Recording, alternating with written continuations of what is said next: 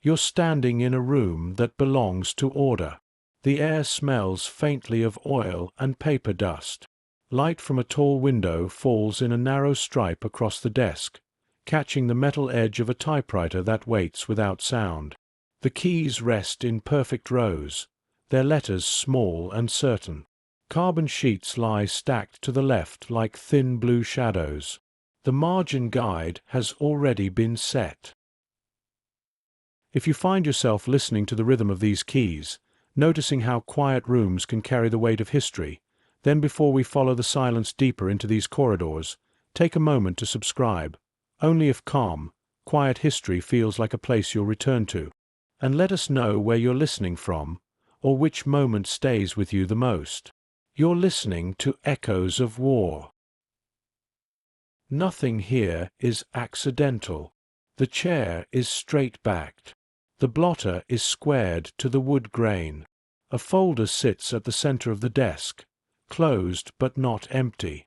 Its surface is smooth, its edges aligned.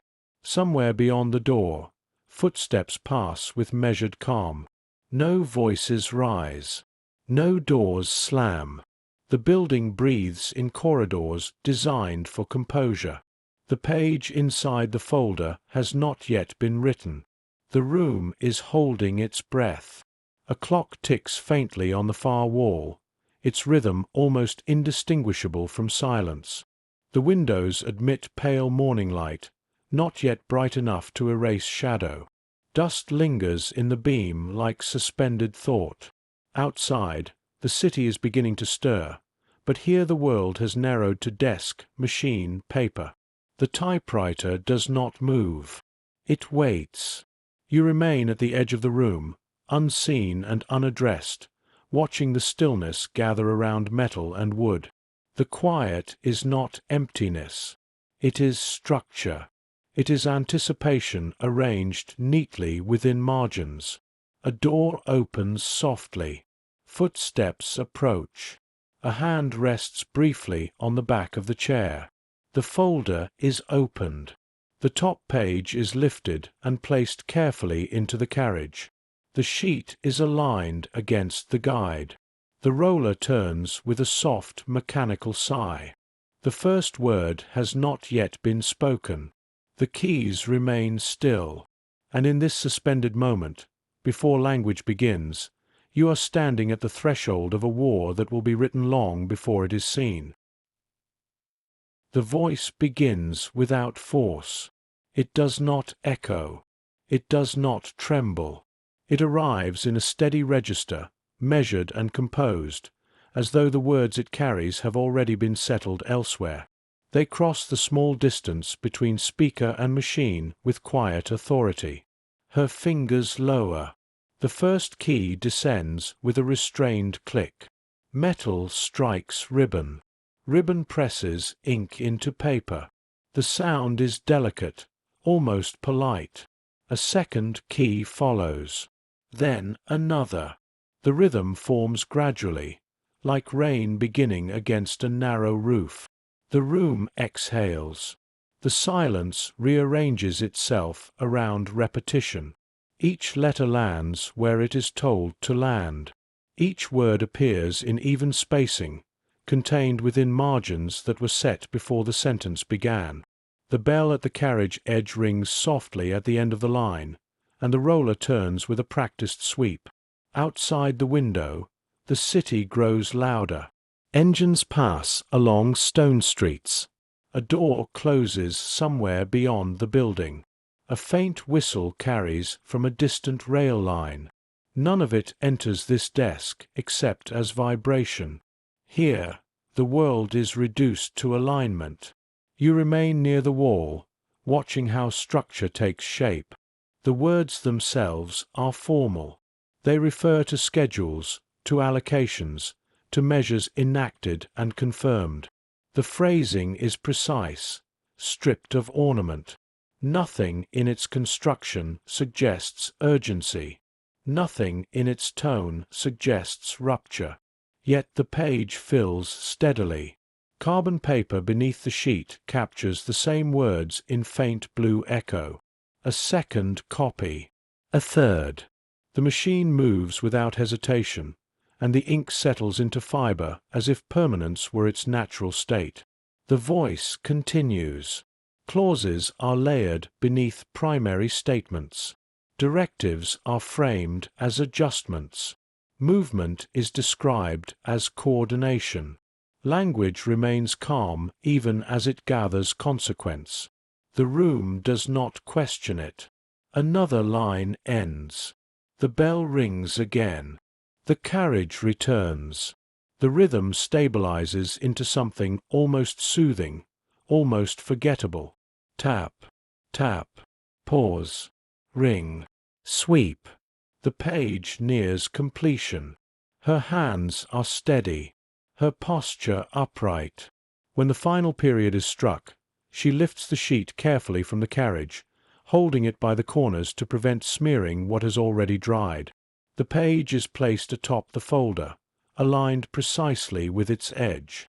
The machine rests for a moment. Then another sheet is fed into place. Outside, the sky shifts toward gray. A distant rumble passes through the air, too faint to identify. The window pane trembles lightly before settling. No one looks up. Inside, the next sentence begins.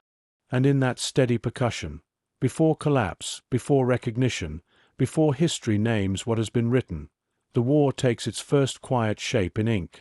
If you find yourself listening to the rhythm of these keys, noticing how ordinary labor can carry extraordinary weight, then remain here in this ordered room. We will return to these desks again and again, watching how repetition becomes atmosphere, and how atmosphere becomes belief. The order of the room. By mid-morning, the room has found its full rhythm. The desks no longer appear as separate pieces of furniture, but as a single surface broken into intervals. Each typewriter contributes to the steady percussion that fills the air. The sound is not loud. It is persistent. It smooths the edges of thought and replaces them with sequence. Letters follow letters. Pages follow pages. The structure renews itself without visible strain. She has learned to measure her day not by hours, but by stacks. A completed stack means progress. A thin stack means delay. Delay is undesirable, not because of what the words contain, but because interruption unsettles the pattern. She prefers continuity. Continuity feels safe. It offers a predictable horizon. The next page will resemble the previous one. The next memorandum will follow the same architecture. Subject line, reference number, paragraph, signature. You notice how comfort can grow inside repetition. The chair beneath her is firm. It encourages upright posture. Her back remains straight not out of tension but out of habit. She has been told that presentation matters, even when no one is looking. The uniformity of the room reinforces this belief. Every desk is positioned at the same distance from the wall. Every inkwell rests at the same corner. Even the wastebaskets align like quiet sentries at the base of each station. A file clerk moves past her shoulder with a nod. The nod is brief. It acknowledges participation in a shared enterprise. There is no need for extended conversation. Conversation might disrupt the flow. Instead, communication travels through glances and the placement of folders. A document placed slightly to the right indicates urgency. One set squarely in the center suggests routine. These signals are understood without instruction. Outside the building, the city breathes in uneven cycles. The war has already begun to shape daily life. Ration cards are folded into wallets. Windows are taped against shattering glass. Notices appear on lampposts and disappear again beneath new notices. Yet here, in the offices of administration, The visible signs of strain are subdued. The air remains temperate. The light remains steady. The machinery of paperwork absorbs shock before it reaches the surface. She receives another dictation. The voice speaks of allocations, quantities, routes, deadlines. The words are framed with precision. They refer to places that exist only as typed coordinates in her experience. She does not imagine their terrain. She imagines margins. She imagines the weight of the sheet in her hand once completed. When she encounters a complex sentence, she breaks it internally into smaller units, arranging it in her mind before allowing her fingers to follow. You sense how skill becomes insulation. Her competence is genuine. She takes pride in accuracy.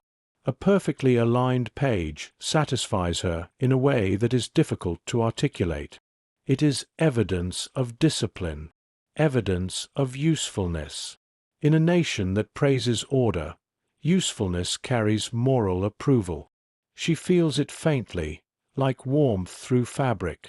The clock advances toward noon. A faint hunger announces itself, not urgent but present. She ignores it until the paragraph is complete. To pause mid-sentence would feel incomplete, as though leaving a bridge half-built. Completion matters. Completion restores equilibrium. When the page is finished, she places it carefully into the awaiting folder and allows herself a slow exhale. Across the room, another secretary adjusts the ribbon on her machine. The movement is delicate. The black ink has thinned and must be replaced. The old ribbon is wound with care, set aside to be discarded later. The new ribbon is threaded through metal guides with practiced fingers. When the typing resumes, the letters appear darker, more defined. The room absorbs the change without comment. It is a small renewal within a larger continuity. You observe how the environment resists drama. There are no raised voices, no sudden gestures. Even urgency arrives in the form of underlined phrases, not shouted commands. If a page must be retyped, it is done quietly. If a mistake occurs, it is corrected without spectacle. The culture of the room prizes composure. Outside, clouds thicken and move low over the rooftops. The city's edges seem closer to the ground. A distant rumble might be thunder, or it might not. The windows tremble faintly and then settle. No one looks up. Looking up would suggest that the outside world demands attention. Here, attention is reserved for the interior. She finishes another document and places it in the outgoing tray. The tray fills gradually, like a basin collecting water. Each page contributes to a flow that will travel outward through corridors and offices and, eventually, into the mechanisms of the state. She does not follow that flow. She trusts it. Trust is part of her training. The system exists. The system functions. Her role is to keep her portion precise. You remain in the quiet margin of the room, watching how nothing appears extraordinary. That is the condition. Extraordinary events are reduced to formatted text. Decisions are translated into paragraphs. The extraordinary becomes ordinary through repetition, and repetition, sustained long enough, begins to feel like inevitability. She does not question inevitability. She aligns the next sheet. The bell rings softly at the end of the line. The carriage returns. The keys descend again. The order of the room holds. Afternoon. The light shifts, but the rhythm does not. Shadows lengthen across the desks, stretching the narrow legs of the typewriters into dark angles against the polished wood. The room grows slightly warmer. Jackets are loosened at the collar. Sleeves are adjusted with small, efficient gestures. No one leaves their station for long. Lunch is brief and taken in turns, so that the sound of typing never fully disappears. Continuity is preserved even during appetite. She unwraps a modest meal at her desk, careful not to disturb the alignment of papers. A piece of bread. A folded napkin. The act is contained within a small square of space, like an aside in the margin of a larger text. She eats without hurry, but without indulgence. When she finishes, she folds the napkin precisely and places it in the wastebasket, returning her hands to the machine as though nothing has interrupted the day. You sense how discipline extends beyond the document. It enters posture. It enters silence. It enters the management of hunger and fatigue. The building seems to expect this steadiness. Its corridors carry the faint echo of distant footsteps, but the sound is softened before it reaches the desks. Even the air feels curated, as if filtered for distraction. A new folder arrives, thicker than the previous ones. Its weight is noticeable when she lifts it. The pages inside are marked with annotations in a darker ink. Margins contain revisions. Certain lines are crossed out and rewritten in a more careful script. She reads only enough to understand formatting requirements. Content is secondary. Structure is primary. The dictation resumes with a different cadence. The voice speaks more slowly now, enunciating each phrase. She matches the tempo instinctively. When a sentence becomes complex, she pauses only long enough to ensure clarity.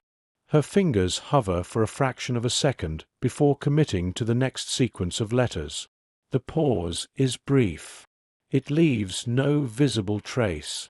Outside, the sky lowers further. The rumble heard earlier returns, more distinct this time. It travels across the city like a distant tide. Some in the room glance toward the windows, but only briefly. The work does not stop. The typewriters continue, their steady rhythm creating a counterpoint to whatever unfolds beyond the walls. You notice how sound becomes layered. The mechanical tapping in the foreground. The muted thunder in the distance. The quiet turning of pages. The subtle clearing of throats. Each layer occupies its place without overwhelming the others. The room absorbs disturbance by maintaining its own tempo. She completes the thicker document with the same care as the thinner ones. There is no visible difference in her expression. The page is centered. The spacing correct. The signature line aligned precisely with the margin. She places the finished document into the outgoing tray and smooths the edge of the stack with her palm, as though leveling a surface before leaving it. A clerk collects the tray and carries it down the corridor. The door opens. For a brief moment, the outside noise enters more clearly. It is not loud, but it is present. Then the door closes, and the room returns to its insulated quiet. Insulation is not denial. It is design. The building has been constructed to preserve order against intrusion. You remain at the threshold of observation, aware of both worlds but belonging to neither. The afternoon advances. Fatigue begins to settle at the base of her neck, a subtle weight that she acknowledges without complaint. She adjusts her posture slightly, drawing her shoulders back. The machine continues to respond faithfully to each press of her fingers. Its reliability mirrors the reliability expected of her. Together, they produce pages that will travel far beyond this desk. The clock approaches the end of the workday. There is no rush toward departure. Pages must be completed before they are set aside. Incompletion would leave the room unbalanced.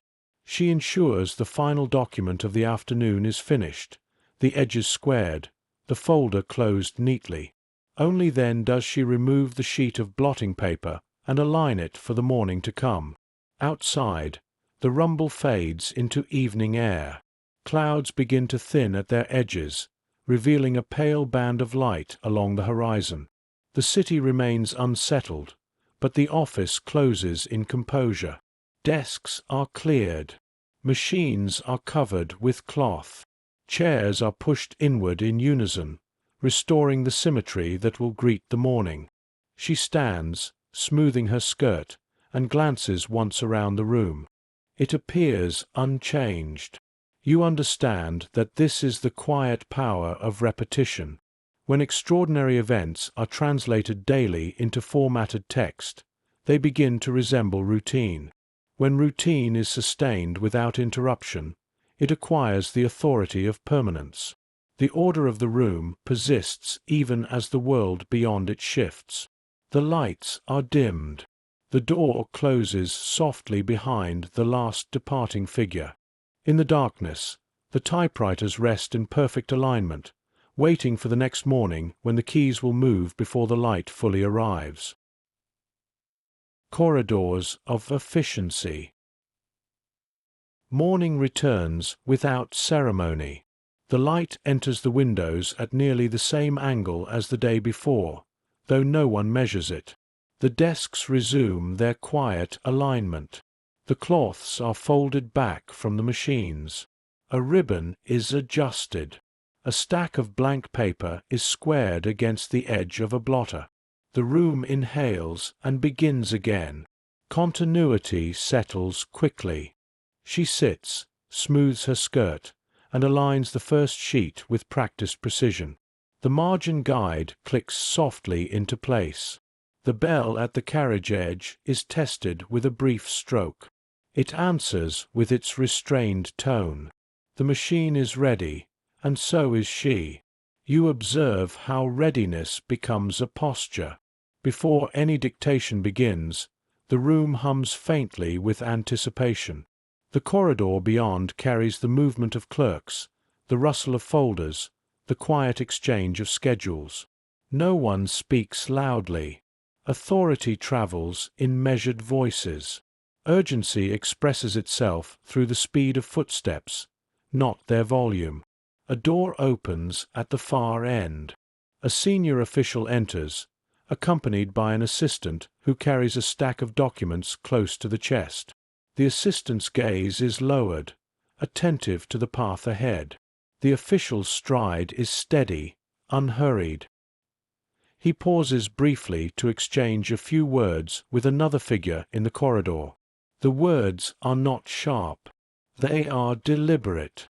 The documents change hands. She receives the new folder and notes its insignia without comment. The symbol is familiar. It appears frequently. Familiarity dulls the instinct to question. The folder is opened. Inside are pages marked with annotations in a careful script, each correction guiding the final form. Dictation begins. The voice is controlled and even. It speaks of coordination between departments. It references prior memoranda. It instructs distribution to specific officers whose names are rendered in full, each title occupying its rightful place. She types steadily, her fingers translating sound into form. You notice how the corridor acts as an artery. Documents move outward and inward with quiet regularity. A messenger passes every quarter hour. A clerk returns with stamped pages bearing signatures that confirm completion. The building operates like a circulatory system, each desk a chamber contributing to the flow. Outside, the city moves with greater tension than the day before. New notices have appeared along the streets. Posters with bold lettering, urging compliance, urging vigilance. Yet these calls are filtered before they reach the interior of this room. Here, urgency is domesticated into bulletins and schedules. She finishes the first document and places it in the outgoing tray. The tray is collected within minutes. Speed suggests importance, but the room does not respond with visible alarm. Speed is accommodated without altering tone. Another sheet is aligned.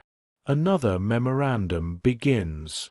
You sense how efficiency creates its own climate. The temperature of the room feels stable, regardless of the weather beyond the walls. The air smells faintly of ink and polished wood. The mechanical tapping produces a subtle vibration that runs along the desk and into her wrists. It is not unpleasant. It is grounding. A colleague at the neighboring desk adjusts her spectacles and leans slightly closer to her page. The adjustment is minimal. Concentration remains intact. There is pride here, though it is quiet. Pride in accuracy. Pride in meeting deadlines. Pride in contributing to something larger than the self, even if the nature of that larger remains abstract. You remain positioned near the doorway, aware of the architecture framing the scene. The corridors are long and symmetrical, designed to direct movement without confusion. Offices branch from either side, each bearing plaques with titles etched in metal. The hierarchy is visible in placement. The closer to the central chamber, the more authority implied. She is aware of this geography. She knows which doors lead to influence and which lead to storage. She knows which voices require immediate transcription and which may wait. This knowledge feels like advancement. Advancement feels like validation. The bell rings at the end of another line. She returns the carriage smoothly and continues. The voice dictating does not falter. The sentences extend, subordinate clauses layering beneath primary statements. The structure of the language mirrors the structure of the building, ordered, tiered, dependent. Outside, a truck passes along the street below. Its engine growls briefly before fading. The vibration touches the window pane and dissolves. No one comments. The typewriters maintain their tempo, an audible assertion that order remains intact. You observe how the system absorbs disturbance. Even when an official strides more quickly than usual down the corridor, even when a messenger's footsteps carry urgency, the desks do not accelerate. The rhythm persists. It is a statement in itself. She completes another document. Her fingers are lightly smudged with ink. She rubs them together absent-mindedly and reaches for a fresh sheet. The outgoing tray fills again, page by page. Each page contributes to the steady current flowing through the building. The corridors continue to breathe. Efficiency is not dramatic. It is sustained. And in its sustained form, it begins to feel natural. By afternoon, the rhythm has deepened. The building feels more inhabited now, as though the morning's movement has settled into its full circulation. Footsteps along the corridor arrive in predictable intervals. A messenger passes with a stack of folders pressed flat against his coat. A clerk pauses at the threshold, waiting for acknowledgement before stepping forward. Even hesitation is choreographed. She no longer listens consciously to the dictation. Her fingers anticipate the shape of the sentence before it is fully spoken. Certain phrases recur often enough to become reflex. Formal salutations, standard closures, administrative assurances. The repetition removes friction. It allows her to type with a steady confidence that resembles calm. You sense how repetition begins to remove edges. A directive that might once have felt heavy now feels procedural. A reference to transport is simply a line to be centered. A reference to allocation is a number to be aligned under a heading. The content passes through her hands without resistance because her task is defined narrowly. Narrow definitions can feel merciful.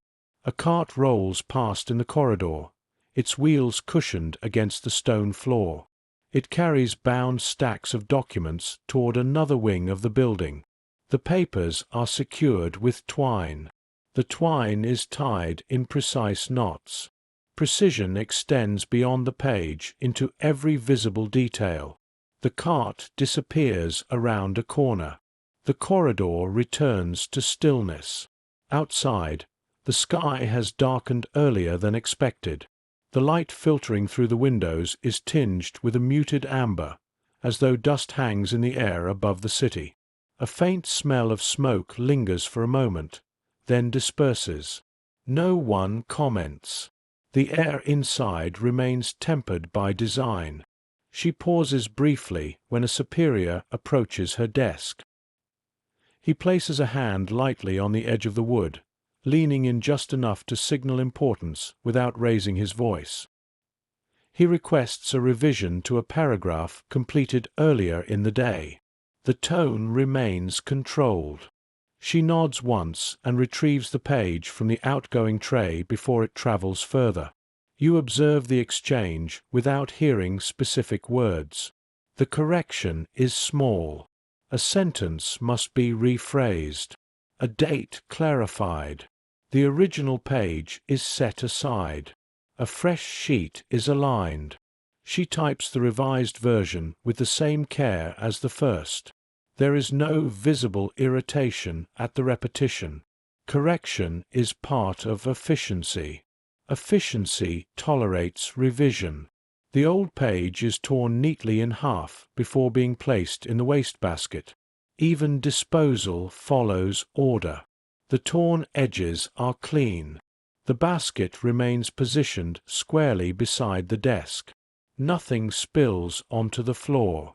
Disorder is contained before it can spread. Outside, a distant thud carries across the city. It is heavier than the earlier rumble. The window pane vibrates slightly. For a brief moment, the room seems to inhale.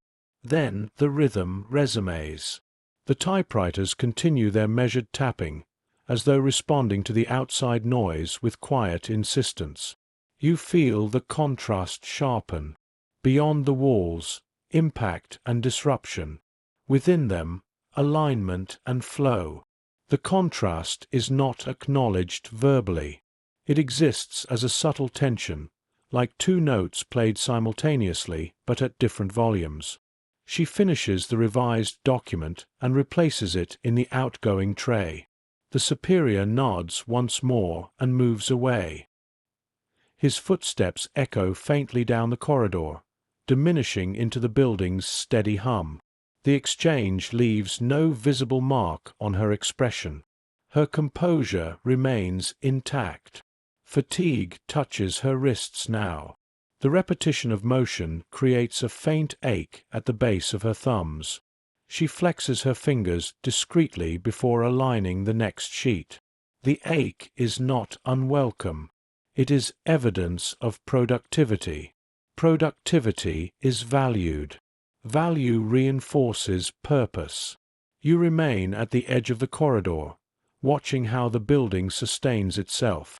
Even as the light outside dims, the lamps within are lit in sequence. Their glow falls evenly across the desks, preserving visibility and symmetry. Shadows retreat. The typewriters gleam under the artificial light, their keys reflecting small points of brightness. The day does not end abruptly. It tapers. One by one, documents are completed. Folders are closed. Trays are emptied. The corridor quiets as the last cart rolls toward its destination. The echo of its wheels fades into the distance. She removes the final page from the carriage and places it carefully into its folder. The machine cools gradually beneath her hands. She covers it with its cloth, smoothing the fabric so that no corner remains uneven. The desk returns to its neutral state, prepared for morning. Outside, the sky holds a dim red line along the horizon. Smoke blends with cloud. The city exhales in uneven currents. Yet inside the building, composure remains intact. The corridors stand straight. The plaques on the doors catch the lamplight without flicker. You understand that efficiency can endure alongside disruption. It can translate impact into paperwork. It can absorb noise into procedure. And in doing so, it begins to feel permanent. The language of distance. The next morning arrives with a thinner light. Clouds linger low over the city, softening the outlines of rooftops and towers. The windows admit a muted grey that flattens contrast inside the room. The desks appear more uniform in this subdued glow, their edges less sharp, their surfaces more continuous. The building feels slightly enclosed, as though drawing inward against the weather. She notices the light only long enough to adjust the lamp at her desk. The bulb hums faintly when switched on. Its glow settles over the typewriter keys, restoring clarity to each letter. Illumination, here, is controlled. Outside may shift without warning. Inside remains measured. You observe how the room welcomes sameness. The chairs return to their exact positions. The blotters are squared. The inkwells stand upright like small, dark sentries. The typewriters resume their tapping before the clock has fully reached the hour. There is comfort in predictability. It provides a boundary against the uncertain. A new folder arrives, bearing markings she has seen before. The insignia is not unusual. It appears frequently on documents routed through this corridor. What draws her attention this time is not the symbol, but the phrasing in the opening paragraph. She has typed similar sentences in recent weeks, but today she pauses for a fraction of a second before beginning. The pause is almost imperceptible. The words themselves are precise and formal. They reference measures. They reference relocations. They reference efficiency in terms that feel technical, devoid of emotion. Yet familiarity has sharpened her awareness of their pattern. She recognizes the structure before she completes the first line. You sense the shift, small but present. The language no longer floats above meaning. It begins to settle closer to the ground. Certain terms repeat with greater frequency. Certain destinations appear again and again. The abstraction that once felt neutral now carries faint edges. She continues typing. Her fingers do not hesitate long enough to disrupt the rhythm. The machine responds faithfully to each press. The bell rings softly at the end of each line. The margin remains intact. Outwardly, nothing has changed. Outside, the sky releases a thin rain. Drops slide down the glass in slow, uneven paths. They distort the view of the street below, turning figures into blurred shapes. The sound of rain against stone is gentle but persistent. Inside, the tapping of keys overlays it, asserting interior continuity over exterior movement. You remain at the edge of the room, attentive to both layers. The voice dictating the memorandum maintains its even cadence. It does not rise or falter. The sentences are constructed carefully, subordinate clauses cushioning the central directive. She types what she hears, but a part of her mind begins to notice the repetition of certain formulations. It is not curiosity that stirs. It is recognition. Recognition is quiet. It does not announce itself. It rests at the back of the mind, observing patterns. The phrase appears again, nearly identical to one from the previous week. The routing instruction mirrors another she typed yesterday. The destinations cluster within a familiar geography. She aligns the next sheet without visible change in posture. The room continues as before. A clerk passes through the corridor carrying stamped pages. A superior pauses briefly at a neighboring desk to request a correction. The cart wheels roll softly over the stone. No one speaks of the rain. You notice how distance is preserved through phrasing. The memorandum does not describe faces. It does not describe movement beyond numbers and categories. It arranges people into lines of text that resemble inventory. The transformation is subtle. It occurs not in tone but in structure. She finishes the page and lifts it carefully from the carriage. For a moment, she looks at the full paragraph before placing it in the outgoing tray. Her gaze lingers not on the content but on the alignment. The margins are exact. The spacing is balanced. The document appears authoritative. Outside, the rain intensifies. Water gathers in shallow pools along the street. A truck passes, sending a muted spray outward. The sound reaches the window faintly. Inside, the lamps maintain their steady glow. You sense how insulation begins to thin. Not visibly, not dramatically, but through repetition, language begins to press more firmly against awareness. Words typed dozens of times begin to accumulate weight. She resumes her work. The next dictation refers to coordination with another department. It references compliance with earlier instructions.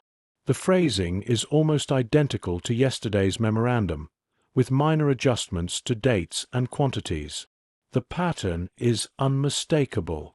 The room remains composed. The rain continues. And within the steady rhythm of keys and bell and carriage return, the first faint awareness of proximity begins to form. By early afternoon, the rain has settled into a steady veil. It softens the city into muted outlines, blurring the edges of buildings and swallowing the sharper sounds of traffic below. The windows carry thin streams of water that divide the outside world into shifting fragments. Inside, the lamps glow more prominently now, their light steady and deliberate against the grey. The rhythm of typing continues. She has completed several memoranda since morning, each one bearing a resemblance to the last. The structure rarely changes. Only the details vary. A number adjusted. A location substituted. A deadline advanced. The repetition creates a sense of procedural inevitability, as though the documents were not decisions but steps in a sequence already established. You notice how repetition shapes perception. The first time a phrase appeared, it passed without friction. The fifth time, it felt routine.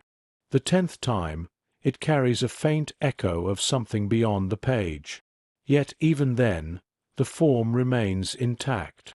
The margins are straight. The headings centered. The signature lines aligned. A clerk returns with stamped pages from another department. The red imprint of approval sits near the bottom of each sheet, firm and unmistakable. The ink has dried cleanly. The pages are returned without commentary. She sorts them into a folder marked for archival storage, aligning their edges with quiet care. Outside, the rain intensifies briefly, tapping against the glass in a denser pattern. The sound competes with the typewriters for a moment before settling into background rhythm. The building seems to lean into its own quiet. Doors close gently. Footsteps remain measured. Efficiency does not falter under weather. She receives another dictation, this one longer than the others. The voice speaks of coordination across regions. It references transportation schedules and resource allocation. The terminology remains technical, composed, almost antiseptic. Yet as she types, she recognizes certain destinations that have appeared frequently in recent weeks. Their repetition is no longer accidental. You sense the weight of familiarity. The document does not describe what happens at those destinations. It does not need to. The repetition itself suggests movement on a scale too large to be incidental. She types without visible pause, but her awareness lingers on the pattern. The bell rings at the margin. She returns the carriage smoothly and continues. Her hands remain steady. The machine responds as it always has. The outward rhythm is unchanged. Across the room, a colleague hesitates briefly before beginning a new page.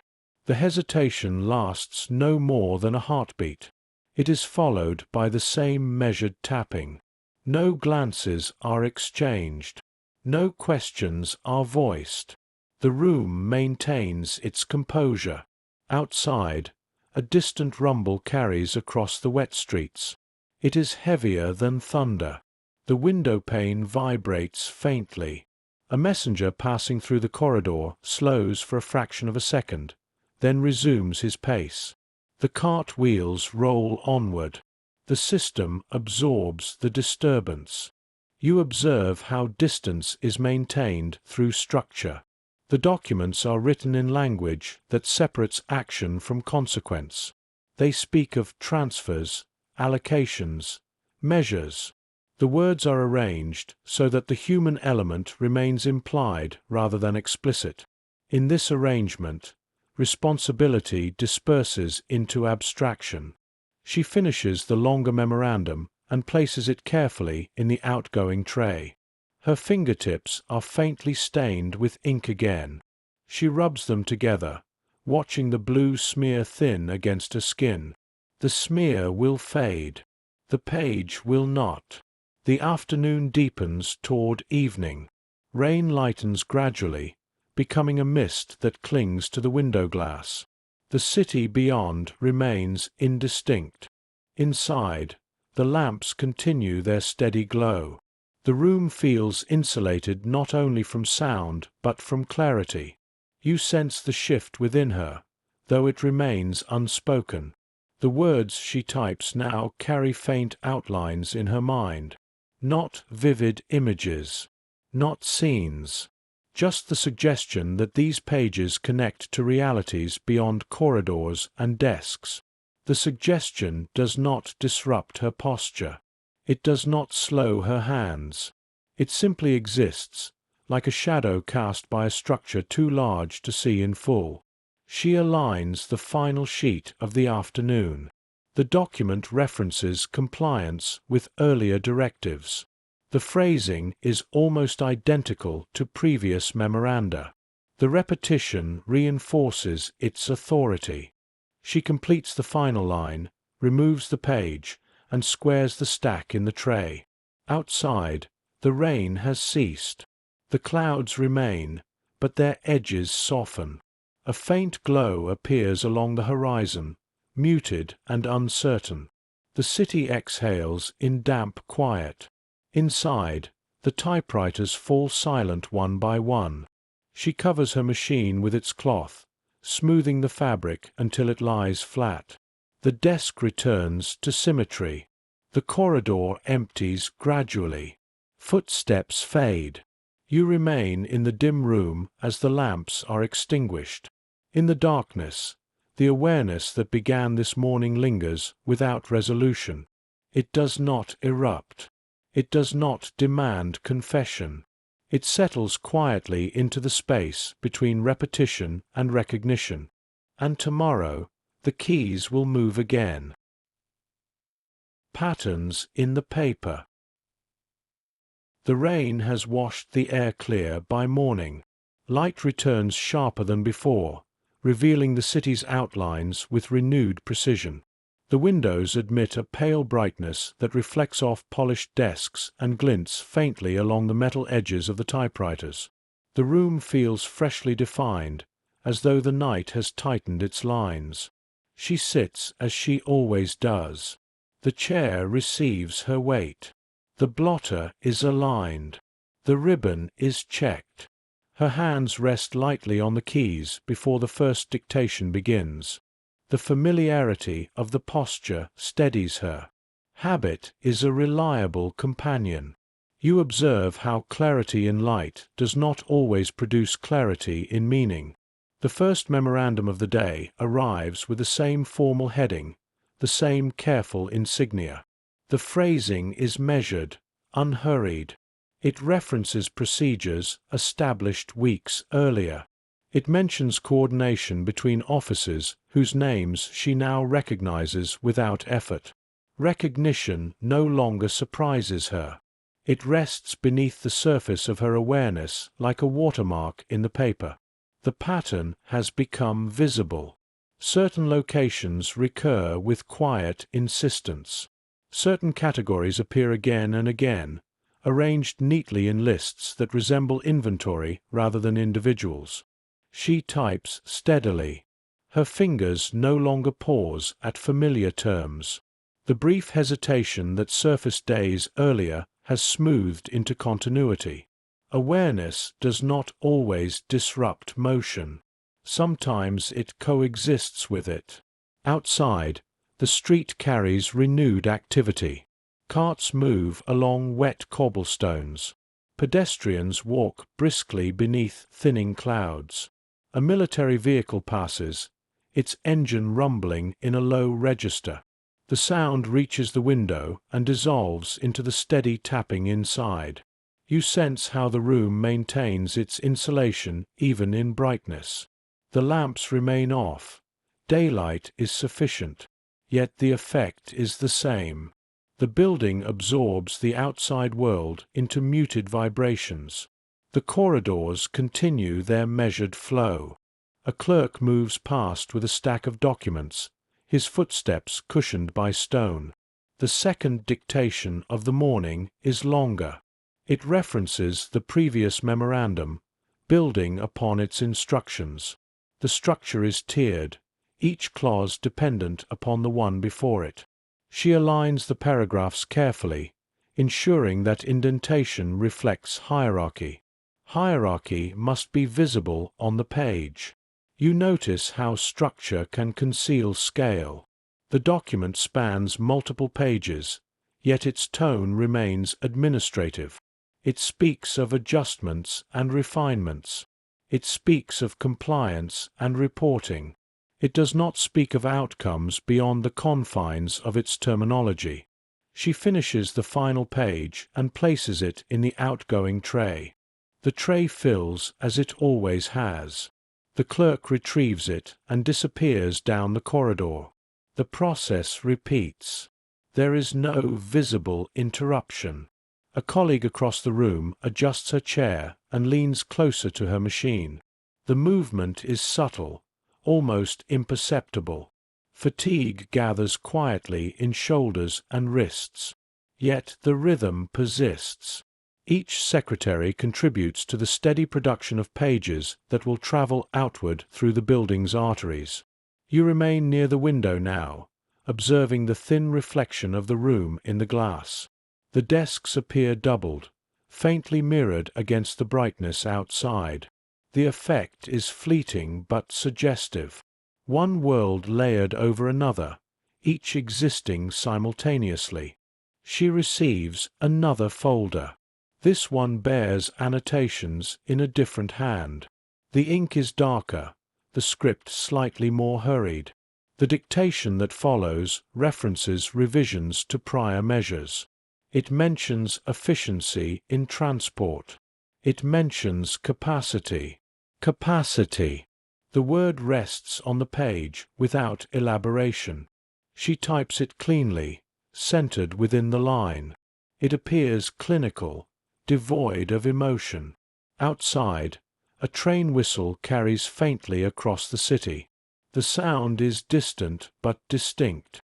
It rises briefly, then fades. She does not look up. Trains are common. Movement is common. The whistle becomes another layer of sound beneath the tapping of keys. You sense how patterns solidify over time. What once appeared as isolated memoranda now reveal continuity.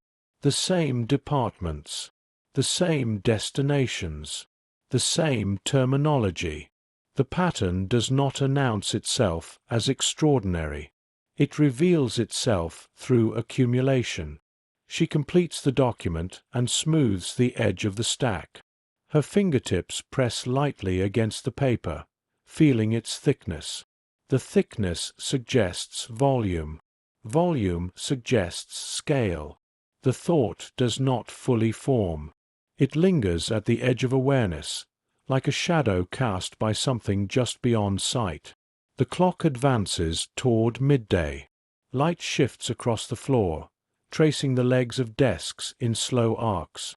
The room remains composed. The corridor breathes in its measured rhythm. Efficiency continues to present itself as virtue. You remain in quiet observation. Patterns in the paper have begun to gather meaning, but meaning here moves slowly.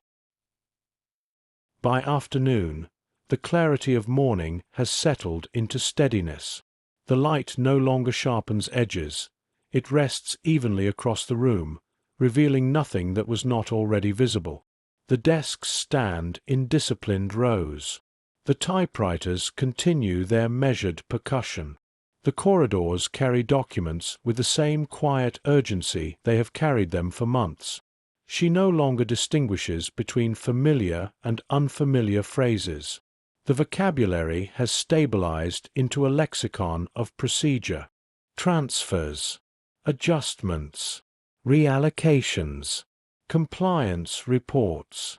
Each word occupies its place within the administrative grammar of the building. The repetition has reduced their friction. They move through her fingers with practiced ease.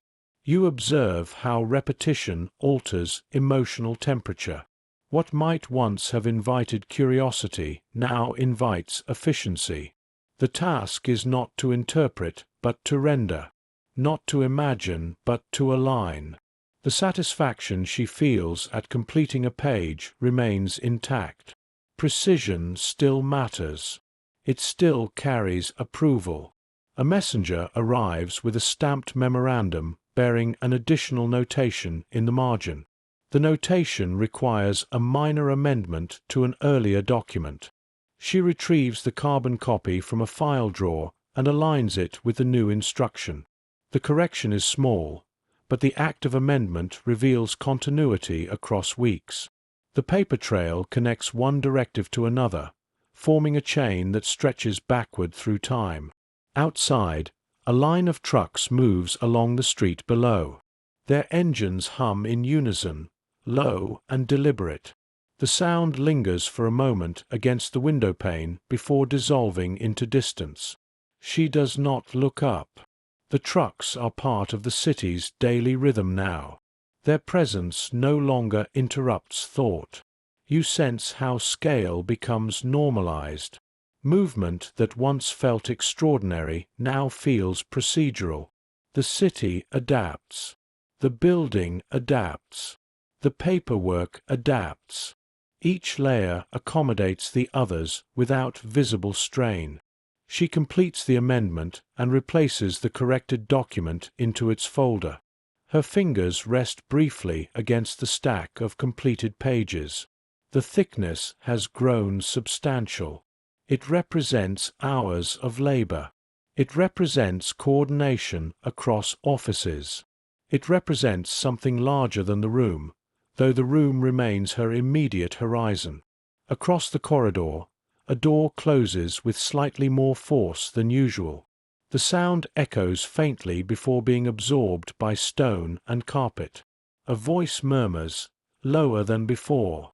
The murmur carries a note of urgency, but it remains contained. The typewriters do not accelerate. They do not falter. You remain positioned near the threshold, attentive to subtle shifts. The language in the latest dictation references efficiency under strain. It speaks of adjustments to schedules, of increasing capacity. The words are precise, stripped of imagery. They present logistics as mathematics. She types steadily.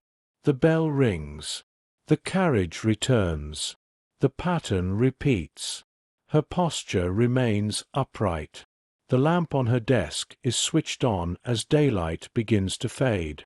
Its glow isolates the page within a small circle of clarity. Outside, the sky darkens earlier than expected. Clouds gather again, thick and low. The city's outlines blur into shadow. A distant siren wails briefly, then falls silent. The window pane vibrates faintly. The vibration travels into the desk and into her wrists, but her hands do not leave the keys. You notice how awareness no longer surprises her. It settles quietly beside routine. The repeated destinations, the repeated categories, the repeated references to transport and capacity form a pattern that is difficult to ignore. Yet the room offers no language for interruption. It offers only continuation. She completes the final document of the day and places it in the outgoing tray. The clerk collects it without comment. The corridor resumes its steady flow. One by one, the typewriters fall silent as colleagues finish their pages. Cloth covers are drawn over metal frames. Chairs are pushed inward in synchronized motion. The building prepares for night. Outside, the siren returns, longer this time. The sound carries across the city in uneven waves. The sky glows faintly along the horizon, not from sunset but from distant disturbance. Inside, composure remains intact. She stands, smoothing her skirt, and glances briefly toward the window.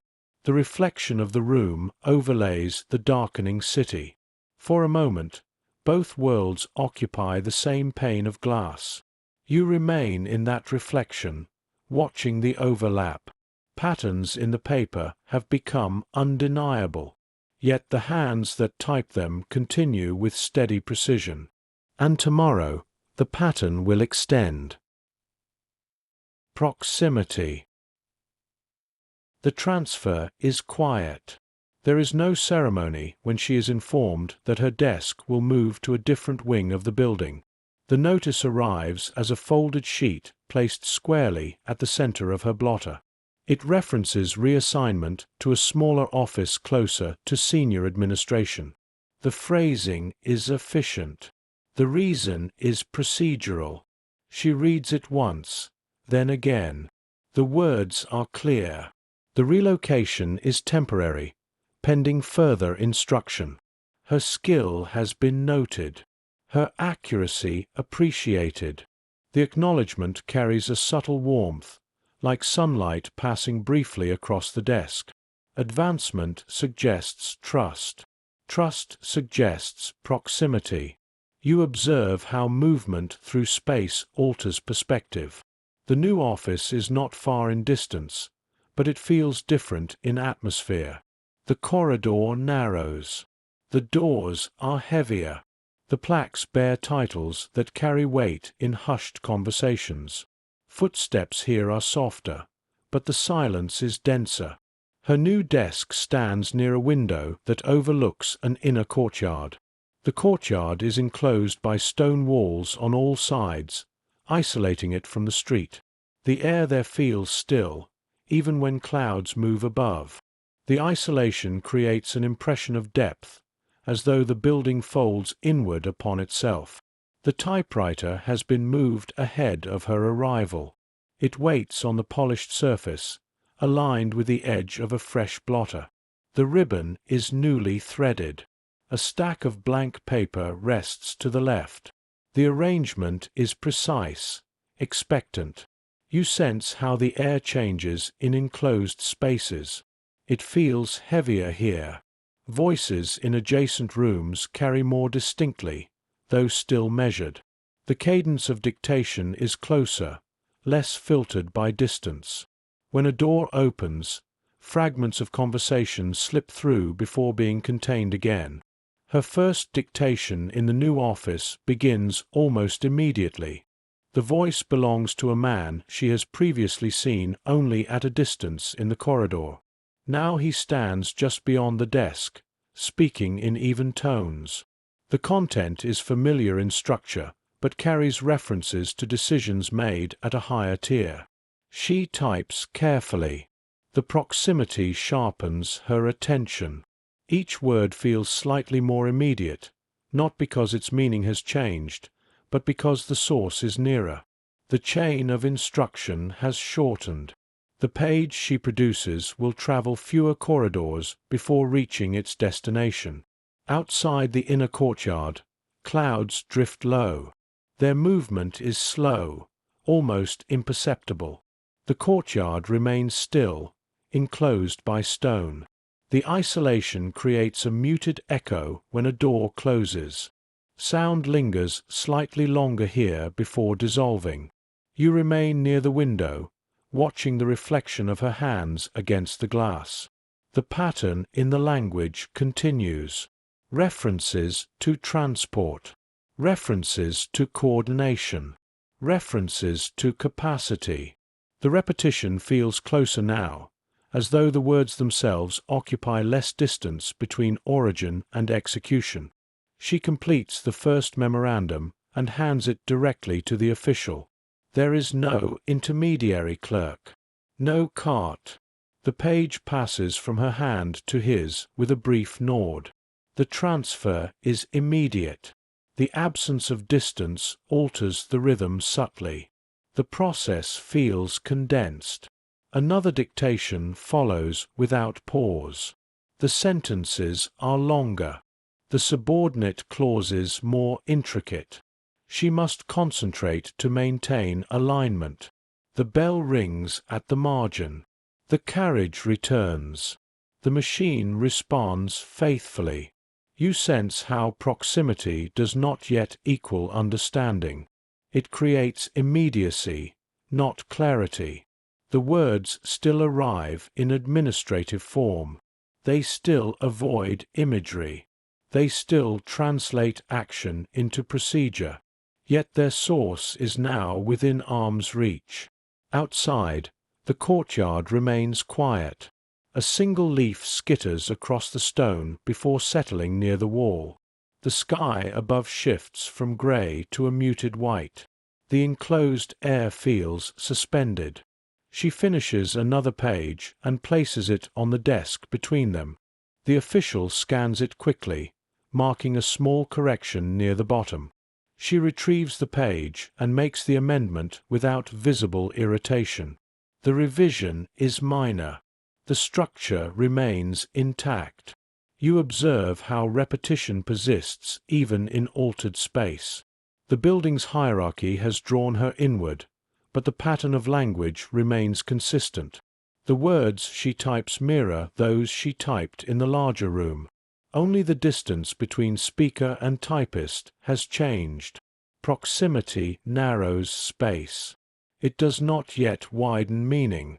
The typewriter continues its steady percussion in the enclosed office, and the pattern extends, closer than before. By late afternoon, the new office has acquired its own rhythm. It is quieter than the larger typing pool, yet the silence here feels denser rather than lighter. In the absence of many machines, each sound carries more weight. The click of a key is sharper. The return of the carriage more distinct. The faint rustle of paper seems amplified by proximity to decision. She has begun to recognize the pauses in the official speech. They are shorter here, less buffered by distance. When he hesitates, she senses the shift immediately, her fingers hovering just above the keys. The room does not permit distraction. It expects precision delivered without delay. You notice how closeness alters tension. In the larger room, urgency diffused itself across many desks. Here, it gathers in a smaller space. The dictation she transcribes references direct communications with ministries and regional offices. It refers to compliance reports that must return swiftly. The phrasing remains composed, yet its immediacy is tangible. The inner courtyard outside remains still. Stone walls rise uniformly on all sides, enclosing the view. The sky above is pale and narrow. When a door slams somewhere along the corridor, The sound reverberates through the enclosed air before settling.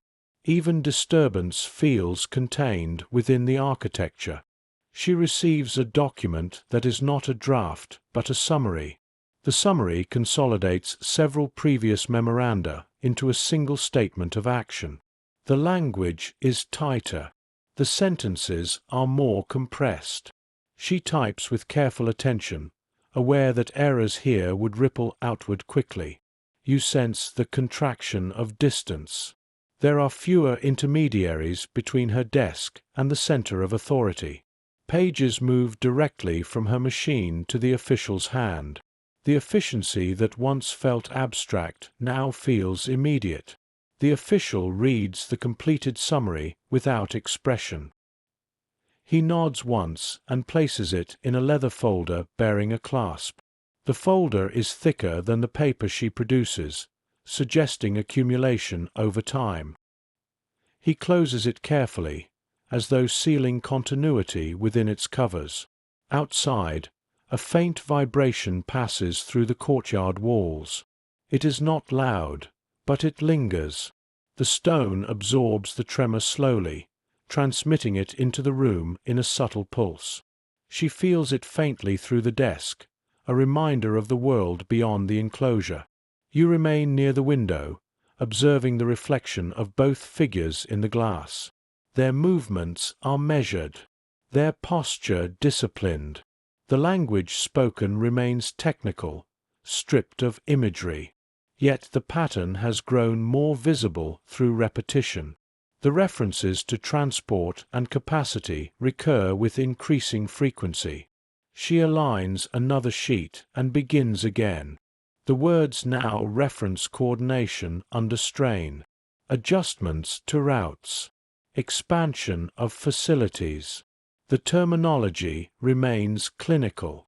It frames movement as mathematics, distribution as calculation. Her fingers move steadily. The typewriter does not falter. The bell rings. The carriage returns. The rhythm persists, though the room itself feels narrower. Across the corridor, a door opens abruptly. A murmur of conversation carries in for a moment before the door closes again. The tone is low, controlled, but there is a tightness beneath it. The official glances briefly toward the sound before resuming dictation. You sense how proximity magnifies small disturbances. In the larger room, such sounds would have dissolved into the collective rhythm. Here they register more distinctly, even if they are not acknowledged. She completes the page and places it on the desk.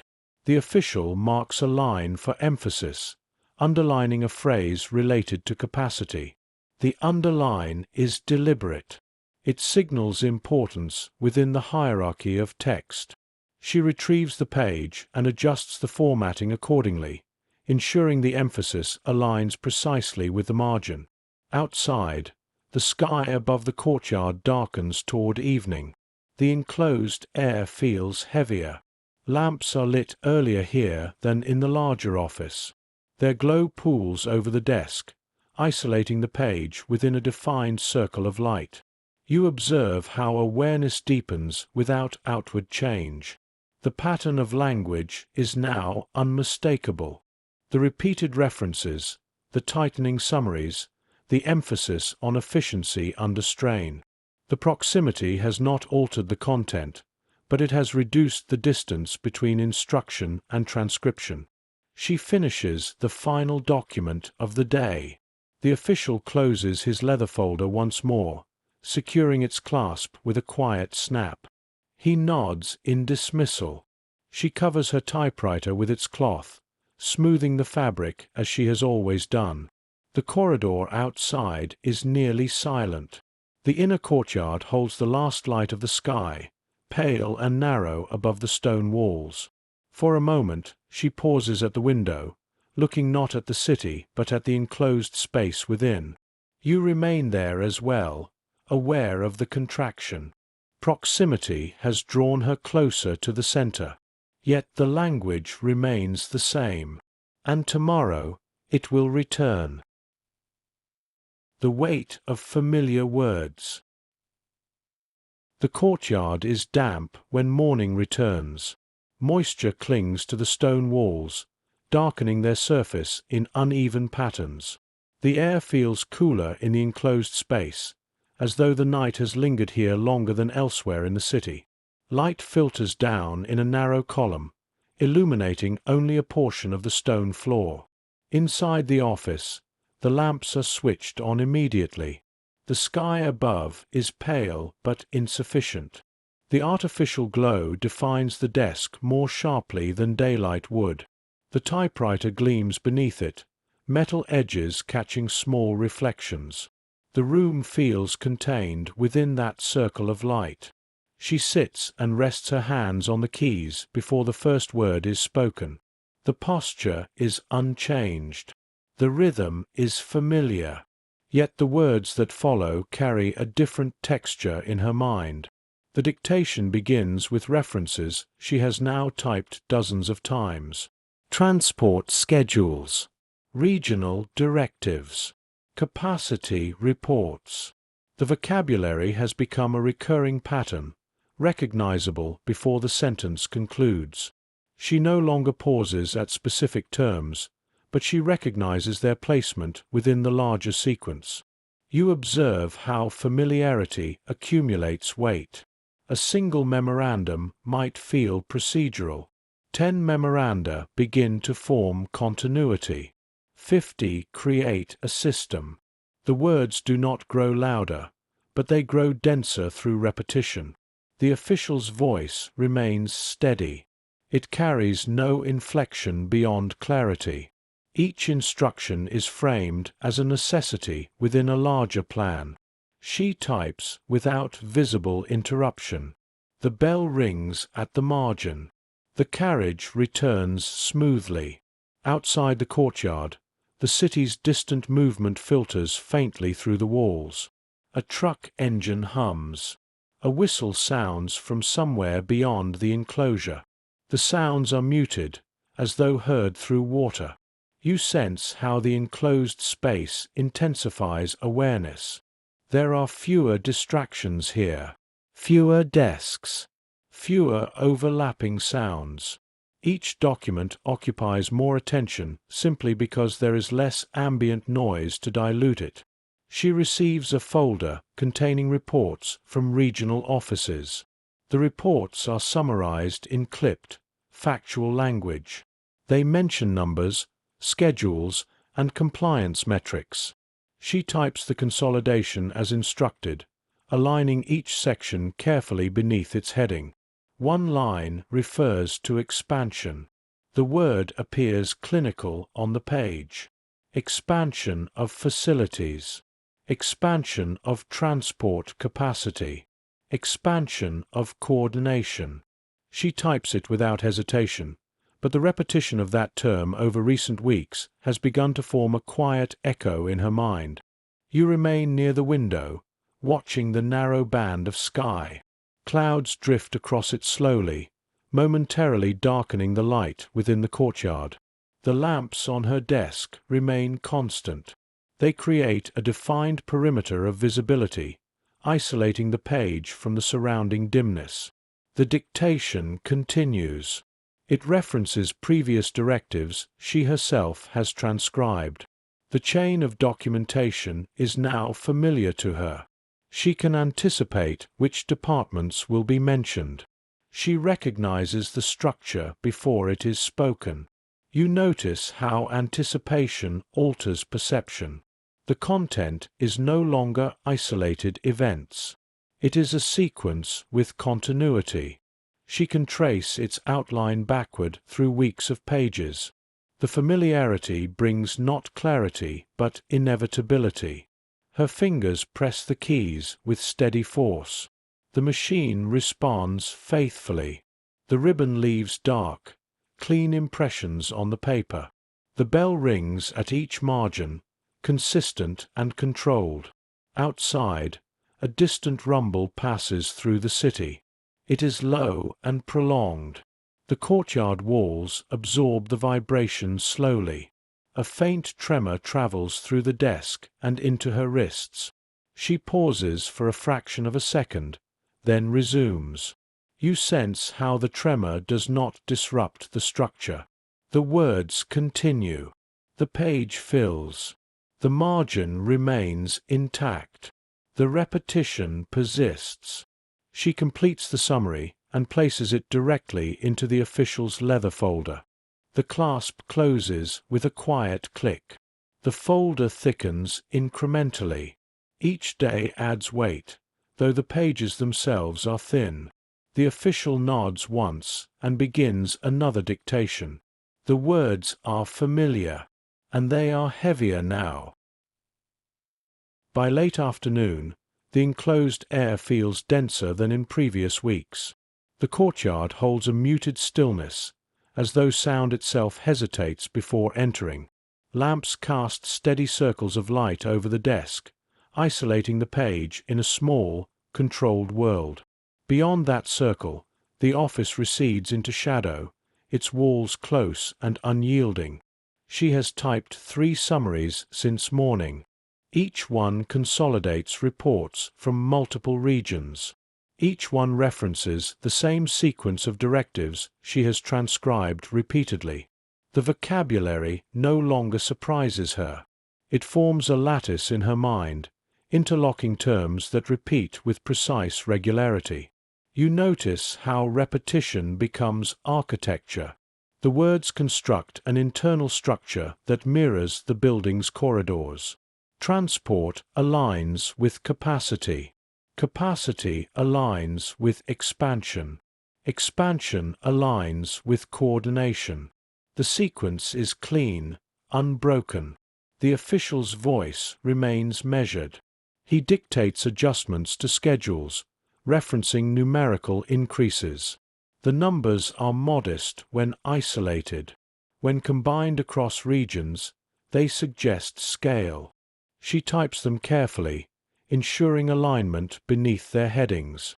A brief pause occurs when he consults a report.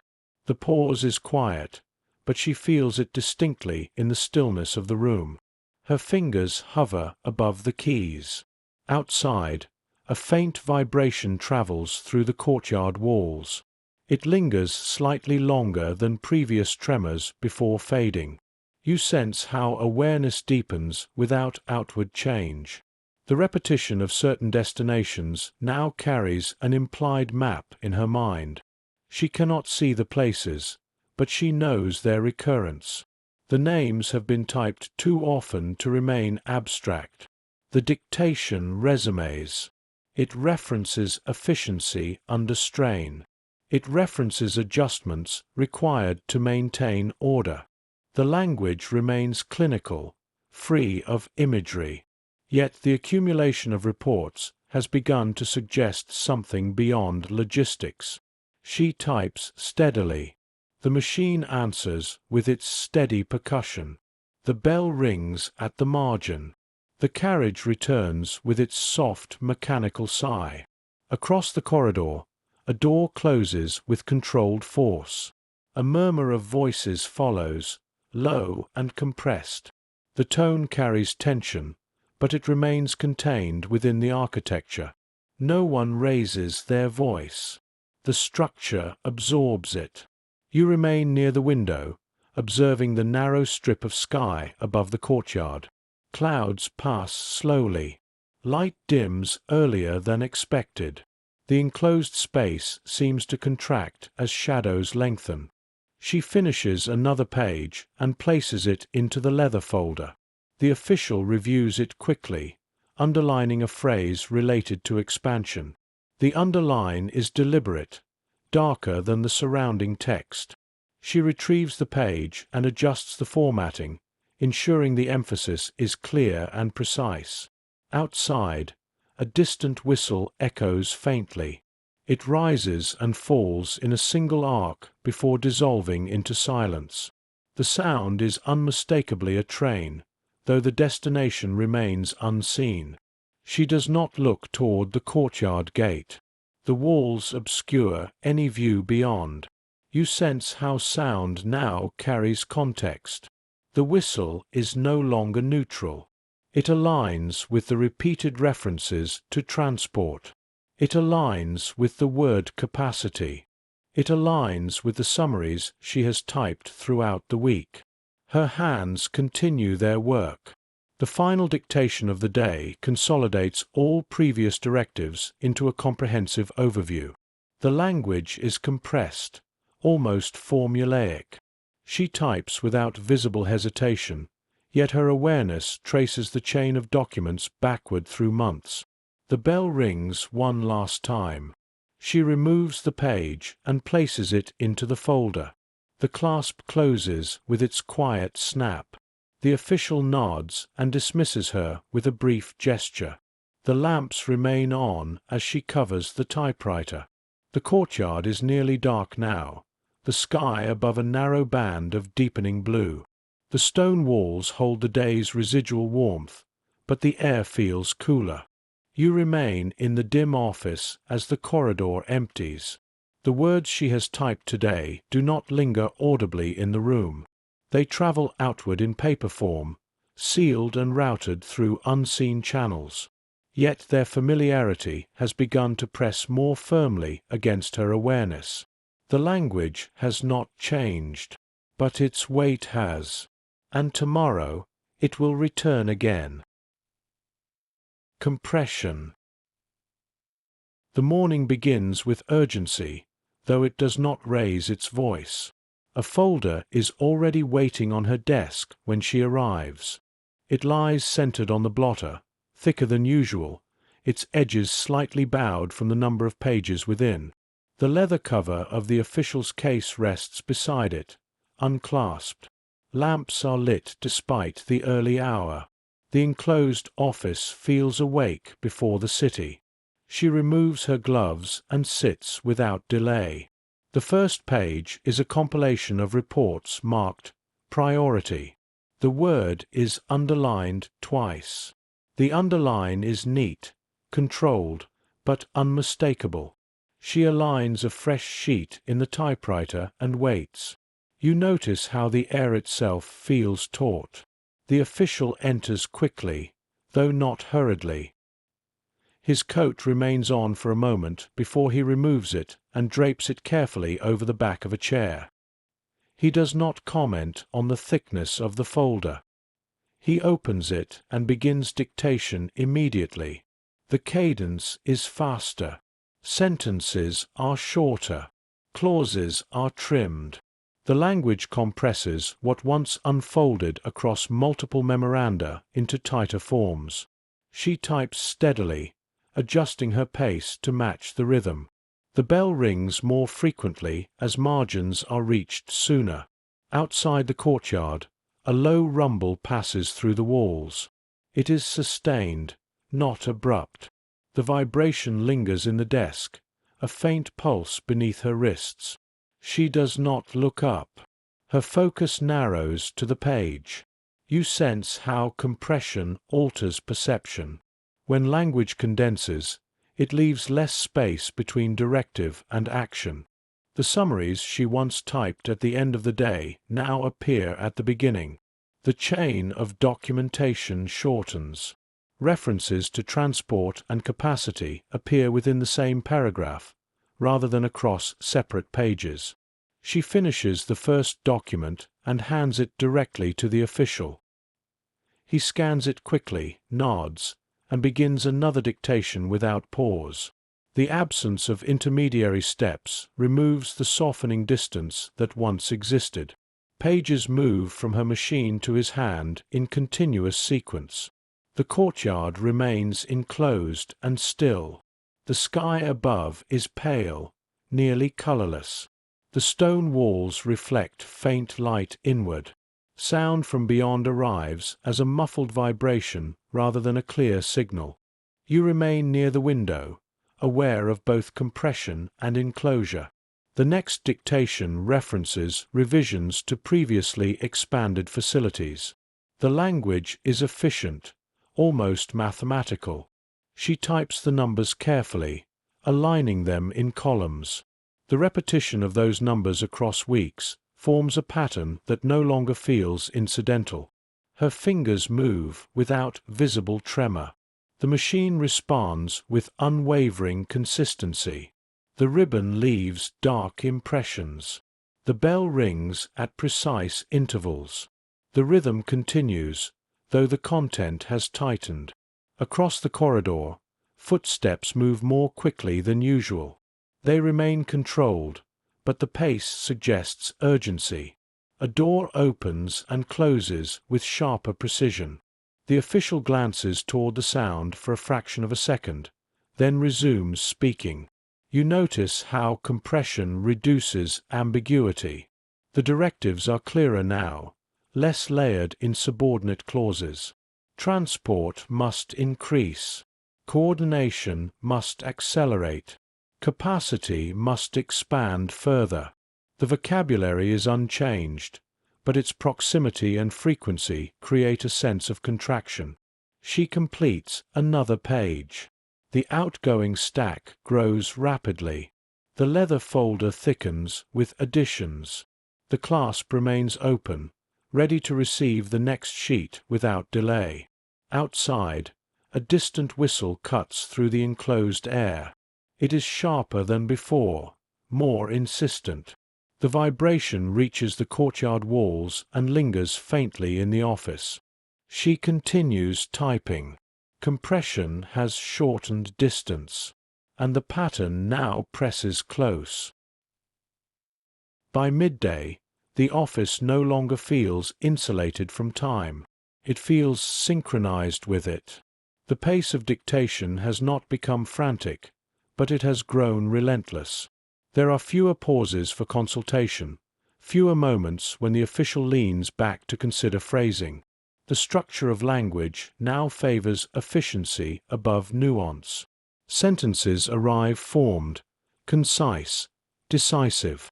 She adapts without comment. Her fingers move with practiced accuracy. The typewriter absorbs the increased tempo without complaint. The bell rings more often. The carriage returns in swift arcs. Sheets are removed and replaced in seamless succession. You notice how rhythm can conceal acceleration. From outside the building, nothing dramatic would appear to be happening. Yet within this room, time feels compressed. The distance between draft and decision has narrowed. The pages move directly from transcription to signature. The leather folder is nearly full. Its edges strain slightly against the clasp when closed, though the official leaves it open between dictations. Each completed document is placed inside with deliberate care, as though adding weight to a ledger already heavy. Outside the courtyard, the rumble grows more frequent. It no longer arrives as isolated vibrations, but as a low, sustained tremor that seems woven into the day. The stone walls do not block it entirely. They transmit it in softened pulses that reach the desk and fade. You remain near the window, watching the narrow band of sky. Clouds move quickly across it now, as though driven by wind unseen within the enclosure. The light shifts rapidly, dimming and brightening in uneven intervals.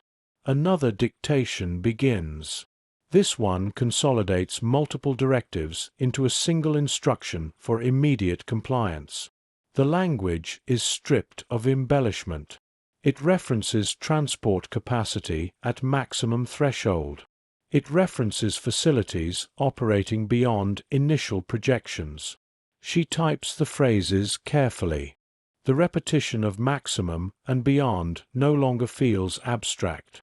It aligns with weeks of documentation she has transcribed. The pattern is unmistakable, though still framed in clinical terms. Across the corridor, a door opens abruptly. A voice speaks more sharply than usual, though still controlled. The tone carries urgency, not panic. The official pauses for a fraction of a second, then continues speaking. The machine resumes its steady tapping.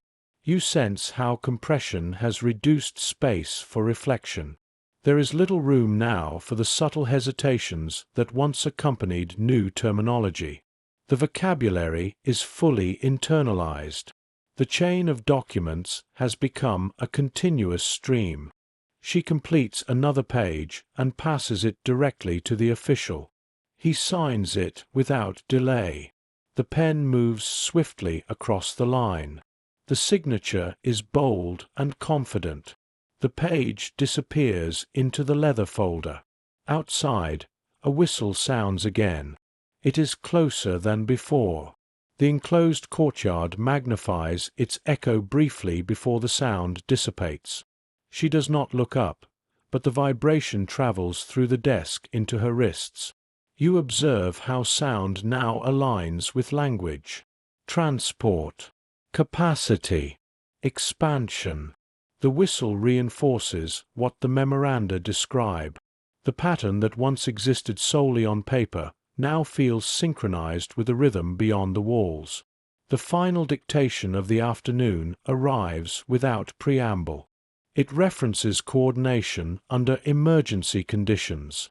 The phrase is underlined. The official's voice remains measured, but its pace has sharpened. She types steadily. The bell rings. The carriage returns. The page fills. When she finishes, the leather folder is closed with firm pressure. The clasp clicks into place with a sound slightly louder than usual. The official nods once and dismisses her. There is no commentary on the day's pace. No acknowledgement of acceleration. The lamps remain lit as she covers the typewriter. The courtyard is dim now, the sky above a thin strip of fading light. The stone walls hold the day's residual vibration, faint but persistent. You remain in the enclosed office as silence settles. Compression has shortened the distance between word and action. The language has not changed, but the space around it has narrowed. And tomorrow, the rhythm will continue. The bunker air. The move underground happens without announcement. There is no single moment when the office above ceases and the lower chambers begin. Instead, instructions shift gradually. Meetings relocate. Files are transferred in controlled stacks. Corridors that once carried daylight now end in stairwells descending into reinforced concrete. She follows the relocation as she has followed every other directive. Her typewriter is carried down by two clerks who do not speak as they move. The metal frame is heavier than it appears. The ribbon remains threaded. The stack of blank paper is bound with twine. The leather folder travels separately, clasped and close. You observe how air changes beneath the surface. The stairwell smells faintly of damp stone and machine oil. The walls narrow as they descend. The sound of footsteps echoes differently here, sharper and more confined. When the final door closes above, the outside world becomes a memory filtered through thickness. The bunker chamber assigned to her is smaller than the previous office. Its ceiling is low. The lamps hum faintly, casting steady artificial light. There are no windows, no courtyard, only reinforced walls and the muted vibration of the city above, transmitted through layers of earth and concrete. She sets the typewriter on the desk provided. The desk is narrower than before. The chair is firm, less polished. She aligns the machine with the same precision she has always maintained, adjusting it until its edges are parallel with the wood. You sense how repetition persists despite altered surroundings. The first dictation underground begins as though nothing has changed. The official's voice remains controlled. The vocabulary remains administrative. Transport, capacity, coordination, emergency measures. The bell rings at the margin. The carriage returns. The tapping resumes, echoing slightly against the bunker walls. The sound feels more pronounced here, as though amplified by confinement. Outside, though she cannot see it, the city above continues to tremble. The vibrations reach the bunker as low pulses through concrete. They are steady, irregular, sometimes distant, sometimes closer. Dust drifts faintly from a seam in the ceiling when the tremor is stronger. You remain in the narrow chamber, aware of the absence of sky. The air feels thicker underground. Ventilation hums faintly in the background, circulating breath and machinery through confined corridors. The lamps do not flicker, but their glow is constant and artificial. She types a memorandum referencing relocation of administrative functions. The language acknowledges temporary measures. It speaks of continuity under strain. It does not reference the descent directly, but the environment makes it undeniable. The official pauses once when a vibration is stronger than usual. The desk shudders faintly. A cup rattles against its saucer. He steadies it with one hand and continues dictation without altering tone.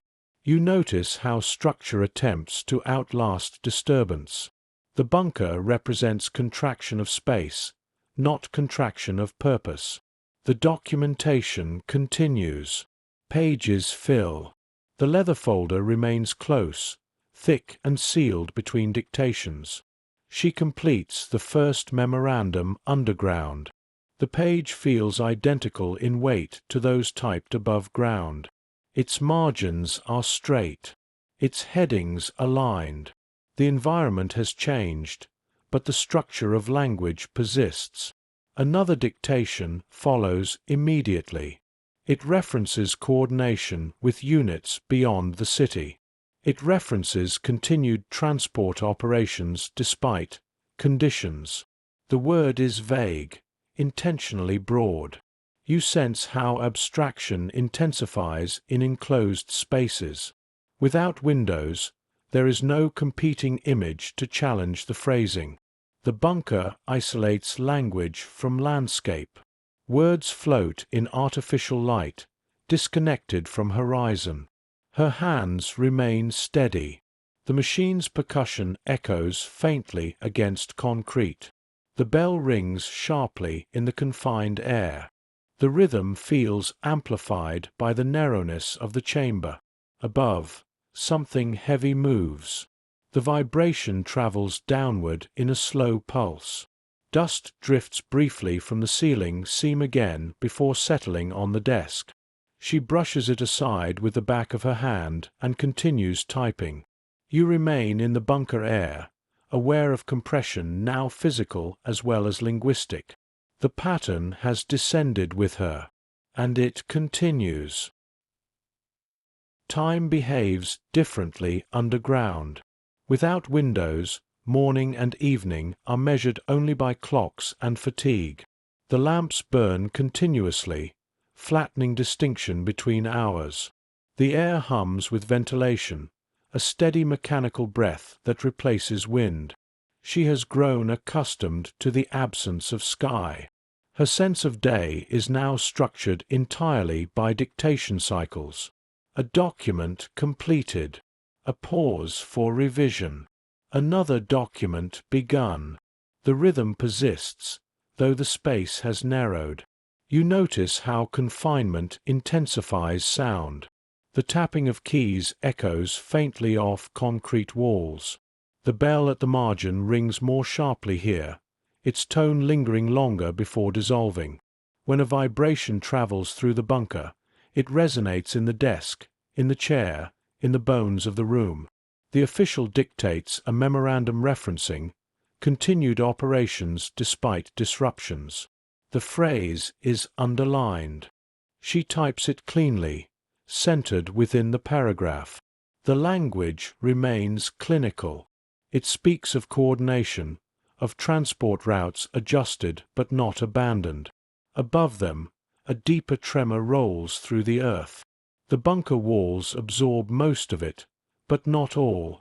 A faint crack traces the seam where ceiling meets wall. Dust falls again, briefly clouding the air before settling on the desk. You remain near the wall, aware of the weight of concrete overhead. The enclosure feels protective and confining at once. The absence of daylight removes distraction. It also removes scale. She pauses for a fraction of a second when the tremor is stronger. Her fingers hover above the keys. The official does not stop speaking. The sentence continues, steady and unbroken. She resumes typing without visible change in posture. You sense how structure attempts to override environment. The words on the page do not reference the tremor. They reference compliance and acceleration. They refer to increasing capacity under extraordinary circumstances. The phrasing remains composed. The leather folder now rests on a metal cabinet beside the desk. Its edges strain slightly from the accumulation of pages. The clasp is closed between dictations, as though sealing continuity within reinforced walls. Another memorandum follows. It consolidates multiple directives into a summary of maximum operational efficiency. The word maximum appears again, darker in ink. She aligns the margins carefully, ensuring the emphasis is visible. Outside, though unseen, the city above continues to fracture. The vibrations grow more frequent. At times they overlap, creating a low, sustained rumble that presses downward into the bunker air. The lamps flicker briefly, then stabilize. You observe how repetition persists under pressure. The typewriter does not falter. The ribbon leaves clean impressions. The bell rings at the margin. The carriage returns in smooth arcs. The rhythm remains intact, even as the environment contracts further. A cup of water trembles on the edge of the desk. The surface ripples with each vibration. She steadies it absently with her fingertips before resuming her position. The gesture is small, automatic. You sense how awareness now includes sound and movement as context. The repeated references to transport and capacity feel aligned with the rumble overhead. The abstraction of language contrasts sharply with the physical compression of space. The final dictation of the cycle arrives with little preamble. It references continuity until further notice. The phrase feels suspended, indefinite. She types it carefully, aware of its weight without fully articulating why. The tremor above intensifies briefly. Dust falls in a fine veil. The ventilation hum grows louder, as though compensating for something unseen. The official's voice remains steady, even as the desk vibrates faintly. She completes the page and places it on the cabinet. The leather folder is opened and the new document inserted. The clasp closes firmly. You remain in the bunker air as silence settles between tremors. Compression is no longer metaphorical. It is physical. The language continues unchanged, but the walls have moved closer. The narrowing circle. The bunker settles into its own version of routine. Days are counted by the number of memoranda completed rather than by light. The air remains constant, filtered and circulated through unseen ducts. The lamps burn without variation. There is no sunrise, no sunset, only sequence. She has stopped listening for the sky. The tremors above are no longer unexpected. They arrive in uneven intervals, sometimes distant, sometimes close enough to rattle the metal cabinet beside her desk. Each time, she pauses only long enough to ensure the page remains aligned. You observe how adaptation becomes quiet. What once might have startled now registers as background. The official dictates while vibrations pass through the concrete. The words remain composed. The terminology unchanged. Transport, coordination, emergency provisions. The vocabulary persists even as the environment contracts. The leather folder now rarely leaves the cabinet. It rests within arm's reach, opened only to receive new pages. The clasp has begun to scratch faint lines into the metal surface beneath it, a subtle mark of repetition. She types a memorandum referencing temporary consolidation of operations. The phrase suggests contraction without naming it. The words remain procedural. They do not describe abandonment. They describe adjustment. Above them, a sharper tremor strikes. The lamps flicker briefly, casting moving shadows against the bunker wall. The desk shudders, and a fine crack widens slightly along the seam near the ceiling. Dust drifts down again. You remain in the narrow chamber, aware of the shrinking circle. The officials who once moved confidently through corridors now remain close to these reinforced rooms. Footsteps outside are fewer. Voices are lower. The bunker has become both command center and confinement. She finishes the memorandum and waits for the next dictation. The pause stretches longer than usual. The official reviews a stack of reports in silence. The ventilation hum fills the gap, steady and mechanical. You sense how silence now carries weight. When dictation resumes, the content references sustained operations under constrained conditions. The phrasing acknowledges limitation without admitting defeat. Her fingers move steadily. The bell rings at the margin. The carriage returns. The pattern continues. Outside, though unseen, the city above contracts further. The tremors grow more frequent. The vibrations linger longer. The bunker walls hold firm, but the air feels heavier. You notice how the leather folder has grown thick. Its edges bulge slightly. Each page inside represents a decision rendered into format. Each page adds weight without altering the language's tone. She aligns another sheet and types a final directive for the cycle. The language is tighter now, more condensed. The instructions are shorter, more immediate. The distance between draft and action has nearly disappeared. Above, a prolonged rumble rolls through the earth. The bunker absorbs it in a deep, resonant pulse. The desk vibrates steadily for several seconds before settling. She does not look up. She finishes the page. The narrowing circle holds. The tremors no longer arrive as interruptions. They form a backdrop. What once felt like intrusion now feels continuous, a low pressure that underlies every dictation cycle. The bunker air hums with ventilation and distant impact, two mechanical rhythms layered over the steady percussion of the typewriter. She has begun to anticipate the vibrations. When a deeper rumble builds, she presses the page flat with one hand to prevent it from shifting. The gesture is subtle, practiced. The machine continues to answer her fingers faithfully. You observe how endurance settles into posture. Her shoulders remain squared, her breathing measured. The official's voice, though slightly quieter now, maintains its cadence. The language persists in its familiar sequence. Emergency coordination, sustained transport, maximum efficiency. The words no longer feel provisional. They feel insistent. The leather folder rests open for longer stretches of time. Its clasp no longer clicks shut between each document.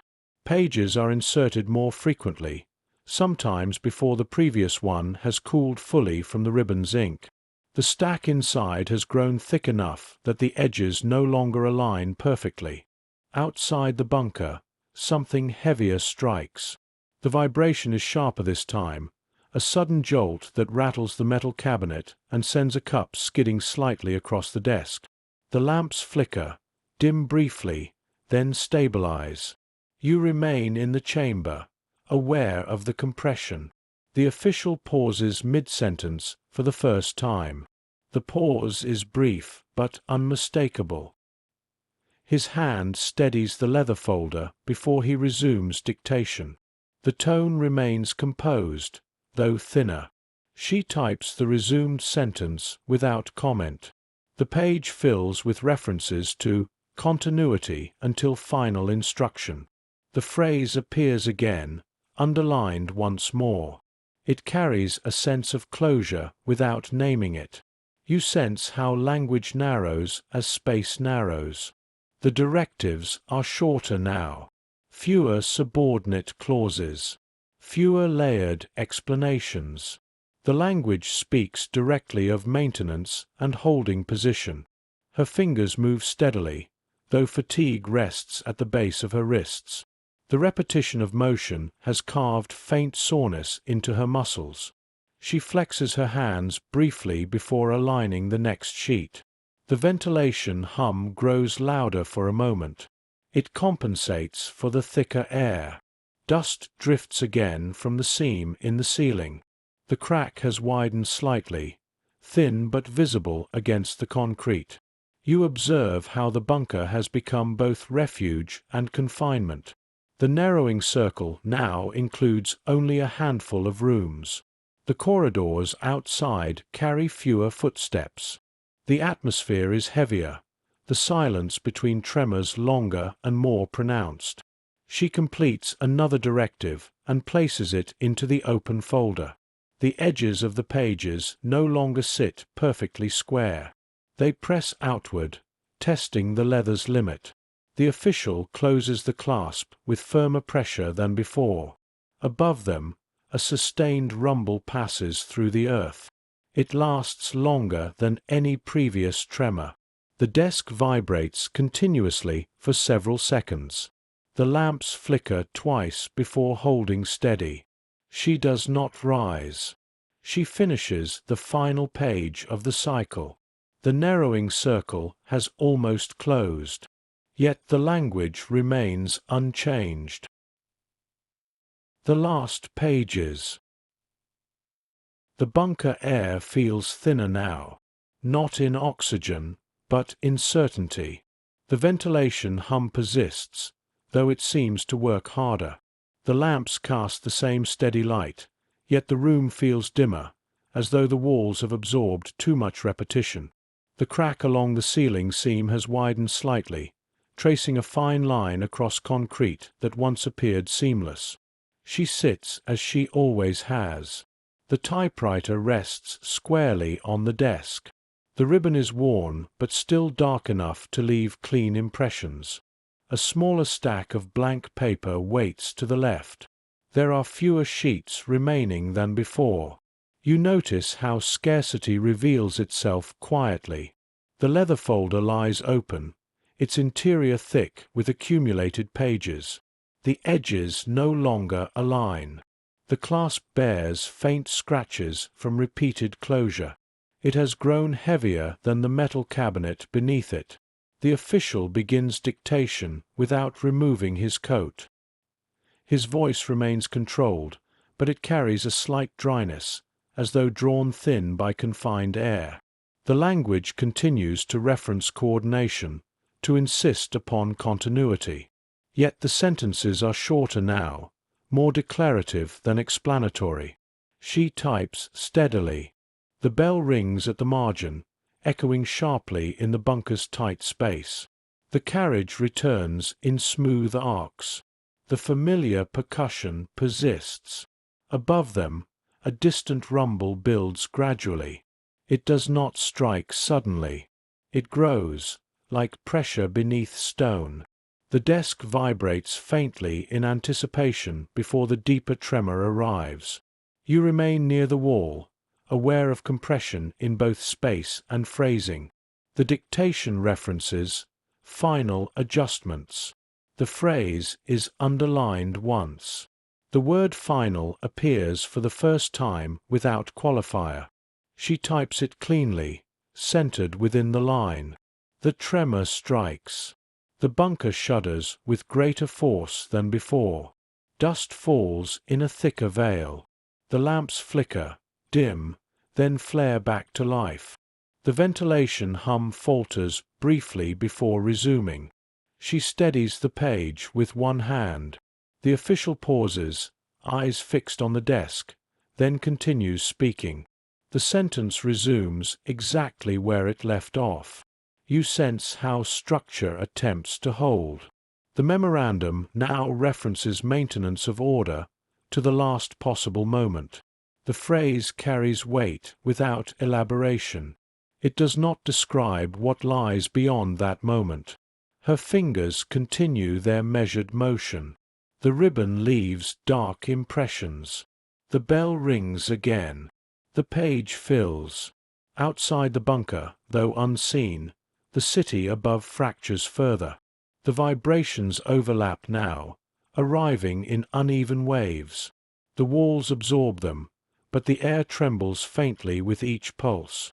She completes the page and inserts it into the leather folder. The folder resists closure at first. The official presses the clasp down firmly until it clicks into place. The sound is louder than usual in the confined chamber. Another sheet is aligned. The stack of blank paper has grown thin. You observe how endings announce themselves not with declarations, but with reduction. Fewer pages. Shorter directives. The language narrowing to essentials. The official dictates one more memorandum. It references compliance with previous instructions. It does not expand upon them. It does not anticipate what follows. It holds the present in procedural terms. Above them, a sustained rumble passes, longer than before. The desk vibrates continuously. The crack in the ceiling widens slightly. A fine line of dust traces its length. She finishes the memorandum. The bell rings one final time in the cycle. The last pages are nearly written. The next tremor does not come immediately. Instead, there is a stretch of quiet unlike any before it. The ventilation hum continues. The lamps glow steadily. The bunker air feels suspended, as though waiting for instruction that does not arrive. In the absence of vibration, the tapping of the typewriter sounds unusually loud. She aligns another sheet. There are only a handful left now. The stack has thinned to a narrow wedge beneath her palm. The paper feels lighter, as though reduction itself carries less resistance. You notice how silence can press more heavily than noise. The official consults a single page rather than a stack. His voice, when it resumes, is slower. The dictation references continuity in the present tense. It does not extend beyond it. There is no projection forward, no expansion, no additional coordination to anticipate. She types the words carefully. The ribbon leaves slightly fainter impressions now, its ink nearing depletion. The bell rings at the margin with the same tone it has always carried. The carriage returns in its familiar arc outside the bunker. Something collapses. The sound arrives as a distant, hollow concussion rather than a sharp strike. The walls absorb most of it, but the air trembles faintly. A small fragment of plaster falls from the ceiling seam and lands near the edge of the desk. She brushes it aside without comment. The official does not pause this time. The sentence continues uninterrupted. You remain near the metal cabinet, aware of the leather folder's weight. It rests closed now, too thick to open without deliberate effort. Its contents represent weeks, months, of alignment and repetition. The pages inside are identical in form, though not in implication. The final dictation of the cycle begins. The language is brief. It references compliance. It references maintenance. It does not reference tomorrow. Her fingers move steadily across the keys. The bell rings. The carriage returns. The last sheet fills. For a moment, there is no new instruction. The official looks at the page before him, then at the thin stack of blank paper remaining on her desk. He nods once. She removes the page from the carriage and places it atop the others. The leather folder is not opened again. Instead, it remains sealed on the cabinet, its clasp pressed flat against the metal surface. The desk now holds only the typewriter and the nearly empty stack of paper. Outside, the rumble resumes. It is sustained, continuous, as though the city above has entered a single prolonged exhale. The bunker walls tremble in low pulses. The lamps flicker twice, then hold. You sense how the narrowing circle has reached its limit. There are no more memoranda to summarize, no additional directives to compress. The language has reduced itself to maintenance of what remains. She covers the typewriter with its cloth. The gesture is slow, deliberate. The fabric smooths across metal edges, concealing the keys that have carried so many words. Her hands rest briefly on the covered machine before withdrawing. The ventilation hum continues. The tremors persist above. The leather folder remains sealed. The last pages have been written. After the silence. The silence that follows is not immediate. It arrives gradually, like dust settling after a collapse. For a time, the tremors above continue in uneven intervals. The ventilation hum persists. The lamps burn steadily. The bunker remains intact, though the air feels altered, as though the structure itself senses that its function has narrowed beyond continuation. She returns to the desk the next cycle. The typewriter remains covered. The stack of blank paper is nearly gone. The leather folder sits sealed on the cabinet, its weight unchanged. No new dictation has arrived overnight. You notice how absence begins quietly. There is no formal announcement, no definitive statement marking the end of directives. Instead, there is simply the lack of instruction. The official reviews the closed folder without opening it. The bunker corridors are quieter now. Footsteps are fewer. Voices are lower. The air carries a faint scent of dust and something metallic, subtle but persistent. She waits.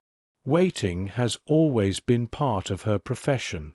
It once filled the space between dictations. Now it fills the entire chamber. You remain near the narrow corridor outside the office. The tremors above diminish in frequency. When they do occur, they feel distant, as though moving away rather than closer. The official finally speaks. The words are not dictated for transcription. They are spoken directly, without formality.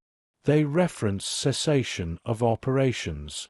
They reference surrender in language that lacks the administrative polish of previous memoranda.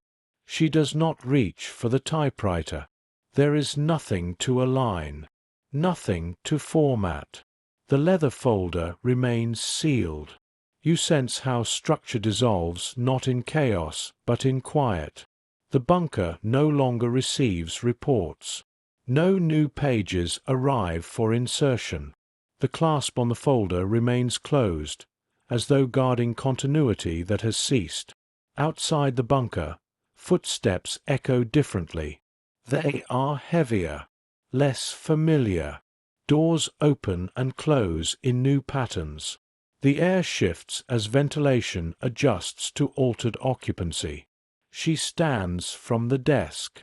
The covered typewriter remains untouched, the cloth smooth and undisturbed. The final page rests inside the sealed folder, indistinguishable from the dozens before it. You remain in the bunker air as the silence deepens. The narrowing circle has closed, and now there is only absence where repetition once lived. The bunker does not empty all at once. There are hours, perhaps days, of slow disentanglement. Footsteps move differently now. They are no longer measured by hierarchy. Doors open without waiting for acknowledgement. Voices carry unfamiliar accents, firm but restrained. The ventilation hum continues, though it sounds less essential, as though the air itself has relaxed. She returns once more to the desk. The typewriter remains covered. The cloth has gathered a thin layer of dust.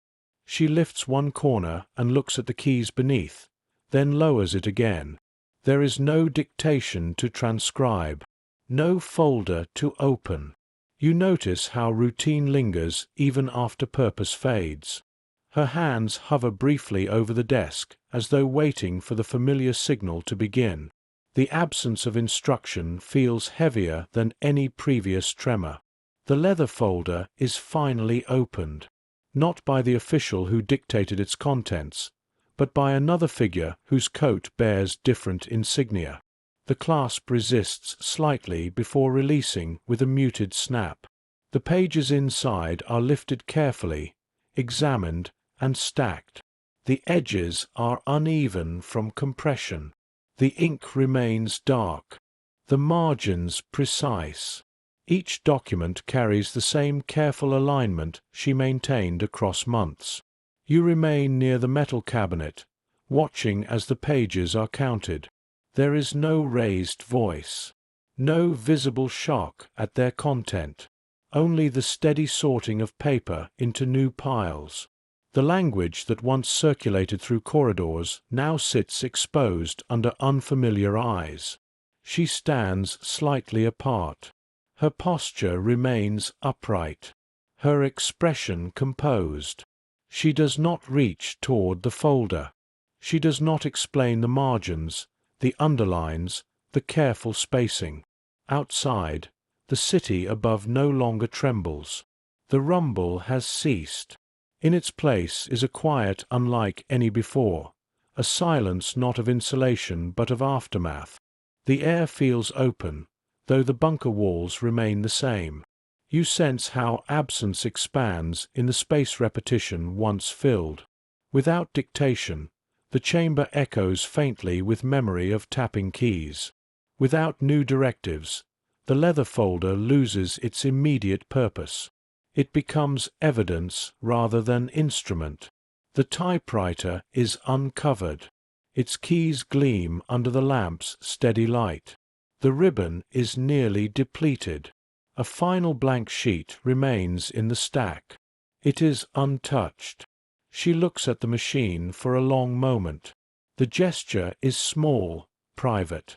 There is no ceremony in its stillness.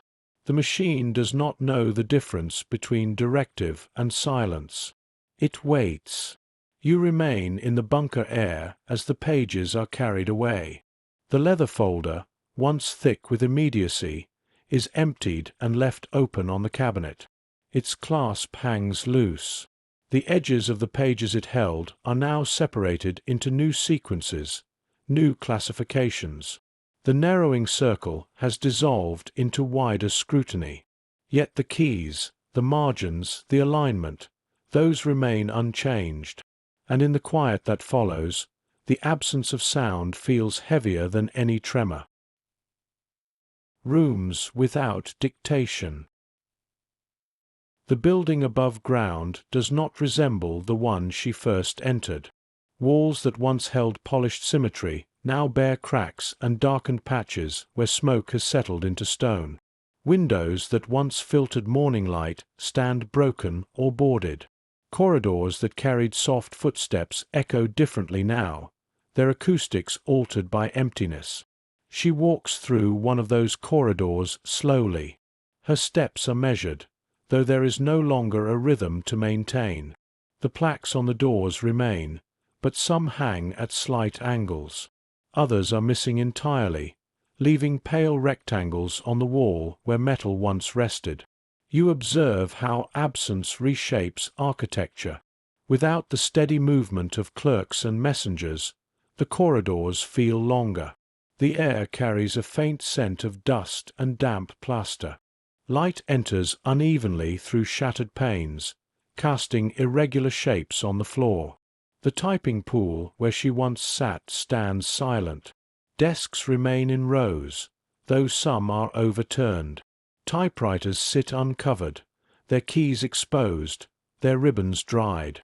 Sheets of paper lie scattered across the floor, their margins once precise now curled at the edges. She pauses near her former desk. The surface is marked by a faint rectangle where her blotter once lay. A thin scratch traces the wood where the typewriter's edge pressed repeatedly over months. The marks are subtle but visible. You sense how repetition leaves physical traces. Even in silence, the desk remembers alignment. The grain of the wood bears the faint imprint of steady pressure. A single page rests near the leg of a chair. Its heading remains centered, its paragraphs aligned. The ink has not faded. She bends slightly and lifts it, brushing dust from its surface. The language is familiar: transport, coordination, compliance. The words feel different in open air. Without the insulation of corridors and concrete, they seem exposed. Their structure remains clean, but the surrounding silence alters their tone. You remain near the doorway, watching light move across the floor. Outside, the city carries new sounds now, voices unfamiliar to the building, footsteps that do not follow the previous hierarchy. The air feels wider, less contained. She sets the page back down on the desk. There is no instruction to preserve it, no directive to file or destroy. The system that once routed such pages with precision has dissolved. She walks further down the corridor. Other rooms reveal similar stillness. Cabinets stand open. Folders are half emptied. The architecture remains, but its purpose has shifted. You notice how rooms without dictation feel incomplete. They were designed for repetition, for the steady conversion of voice into document. Without that rhythm, they appear suspended.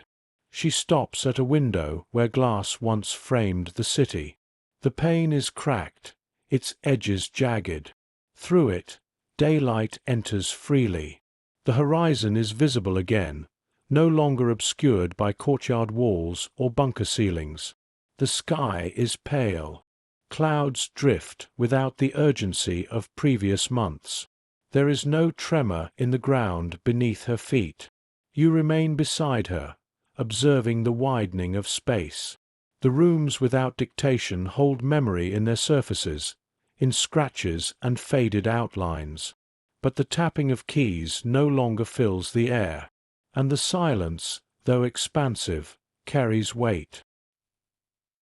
The desks remain where they were placed, as though waiting for hands that will not return. Dust settles into the shallow grooves worn by wrists and forearms.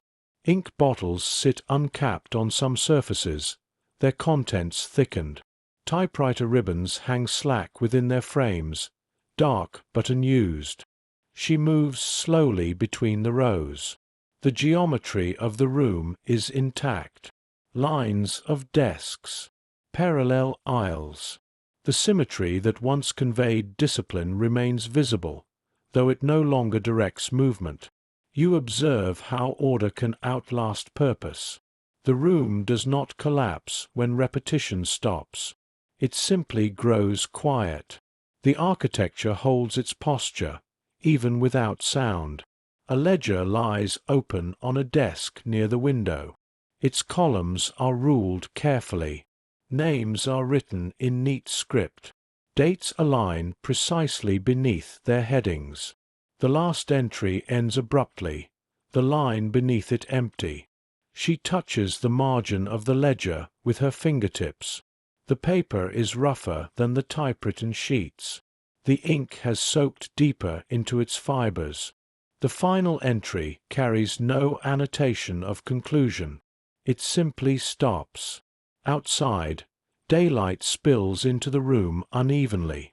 Where glass remains, it refracts the sky into fragmented shapes. Where panes are missing, air moves freely, stirring loose pages on the floor. You sense how openness alters perception. Without enclosed corridors and reinforced ceilings, the air feels lighter. Yet the absence of sound carries its own gravity. She pauses at a typewriter near the far wall. Its keys are slightly misaligned from disuse. One letter sticks faintly when pressed. She touches it gently, then withdraws her hand. The machine does not resume its rhythm. The page she lifted earlier remains on the desk where she placed it. The words appear smaller now, not in size but in context. The margins remain exact. The headings centered. Yet without the corridor's steady flow to receive them, they feel suspended. You remain near the doorway, watching light shift across the wood. The scratches where machines once rested catch the sun briefly before fading back into shadow. The outlines of blotters, faintly darker than the surrounding surface, reveal where repetition carved its shape. She walks toward the exit. The corridor beyond is wider than she remembers. The absence of foot traffic has stretched it. Doors stand open where they were once closed. The plaques have been removed from some frames, leaving ghostly impressions on stone. Outside, the city's air carries new voices. The tone is unfamiliar but steady. There is movement without the previous hierarchy. There are footsteps that do not follow established routes. You observe how the rooms behind her remain intact yet transformed. They are no longer chambers of conversion, where voice became directive and directive became alignment. They are shells of continuity, holding traces of repetition in wood and metal. She steps into the open air. The sky above is uncontained. There are no bunker walls, no courtyard enclosure. Light reaches her face directly. Behind her, the building stands quiet. Rooms without dictation do not announce their change. They simply hold silence where rhythm once lived. And the silence lingers, heavy and wide. The paper that remains. Years pass differently than days underground. Concrete dries. Cracks widen slowly, then stabilize. The buildings above are repaired or replaced. Plaques are removed, renamed, or forgotten. The corridors that once carried steady footfalls are repurposed into offices of another era, their walls painted in lighter shades. But paper travels. You find it not in corridors, but in boxes. Archival boxes stacked in climate-controlled rooms. Folders labeled in neutral script. Pages flattened and preserved beneath careful hands. The margins remain straight. The headings centered. The ink, though slightly faded, still legible. The leather folder no longer carries authority. It rests empty in storage, its clasp loose, its edges worn. The pages it once held have been separated, catalogued, translated, examined. They lie now beneath archival lights rather than bunker lamps. You stand in a quiet reading room. The air is still, conditioned for preservation.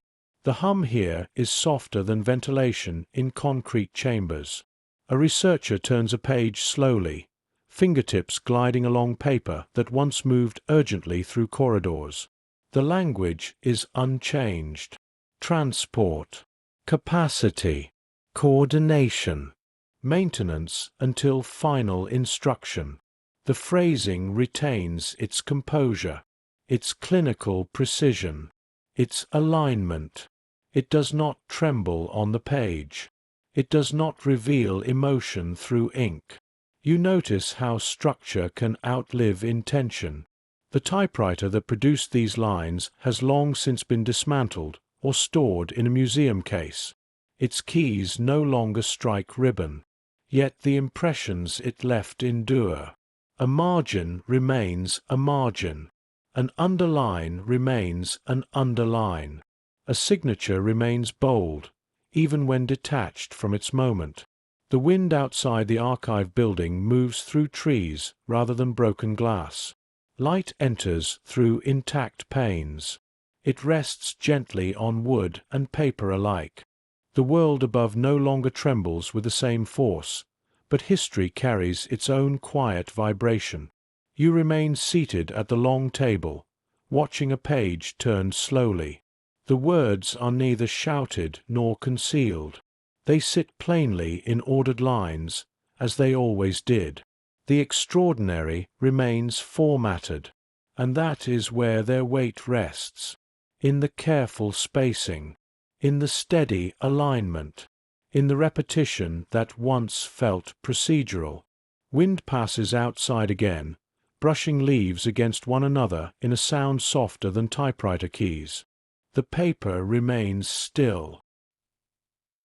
You've been part of echoes of war, where stories rise on quiet wings, and the past still circles above us, refusing to land.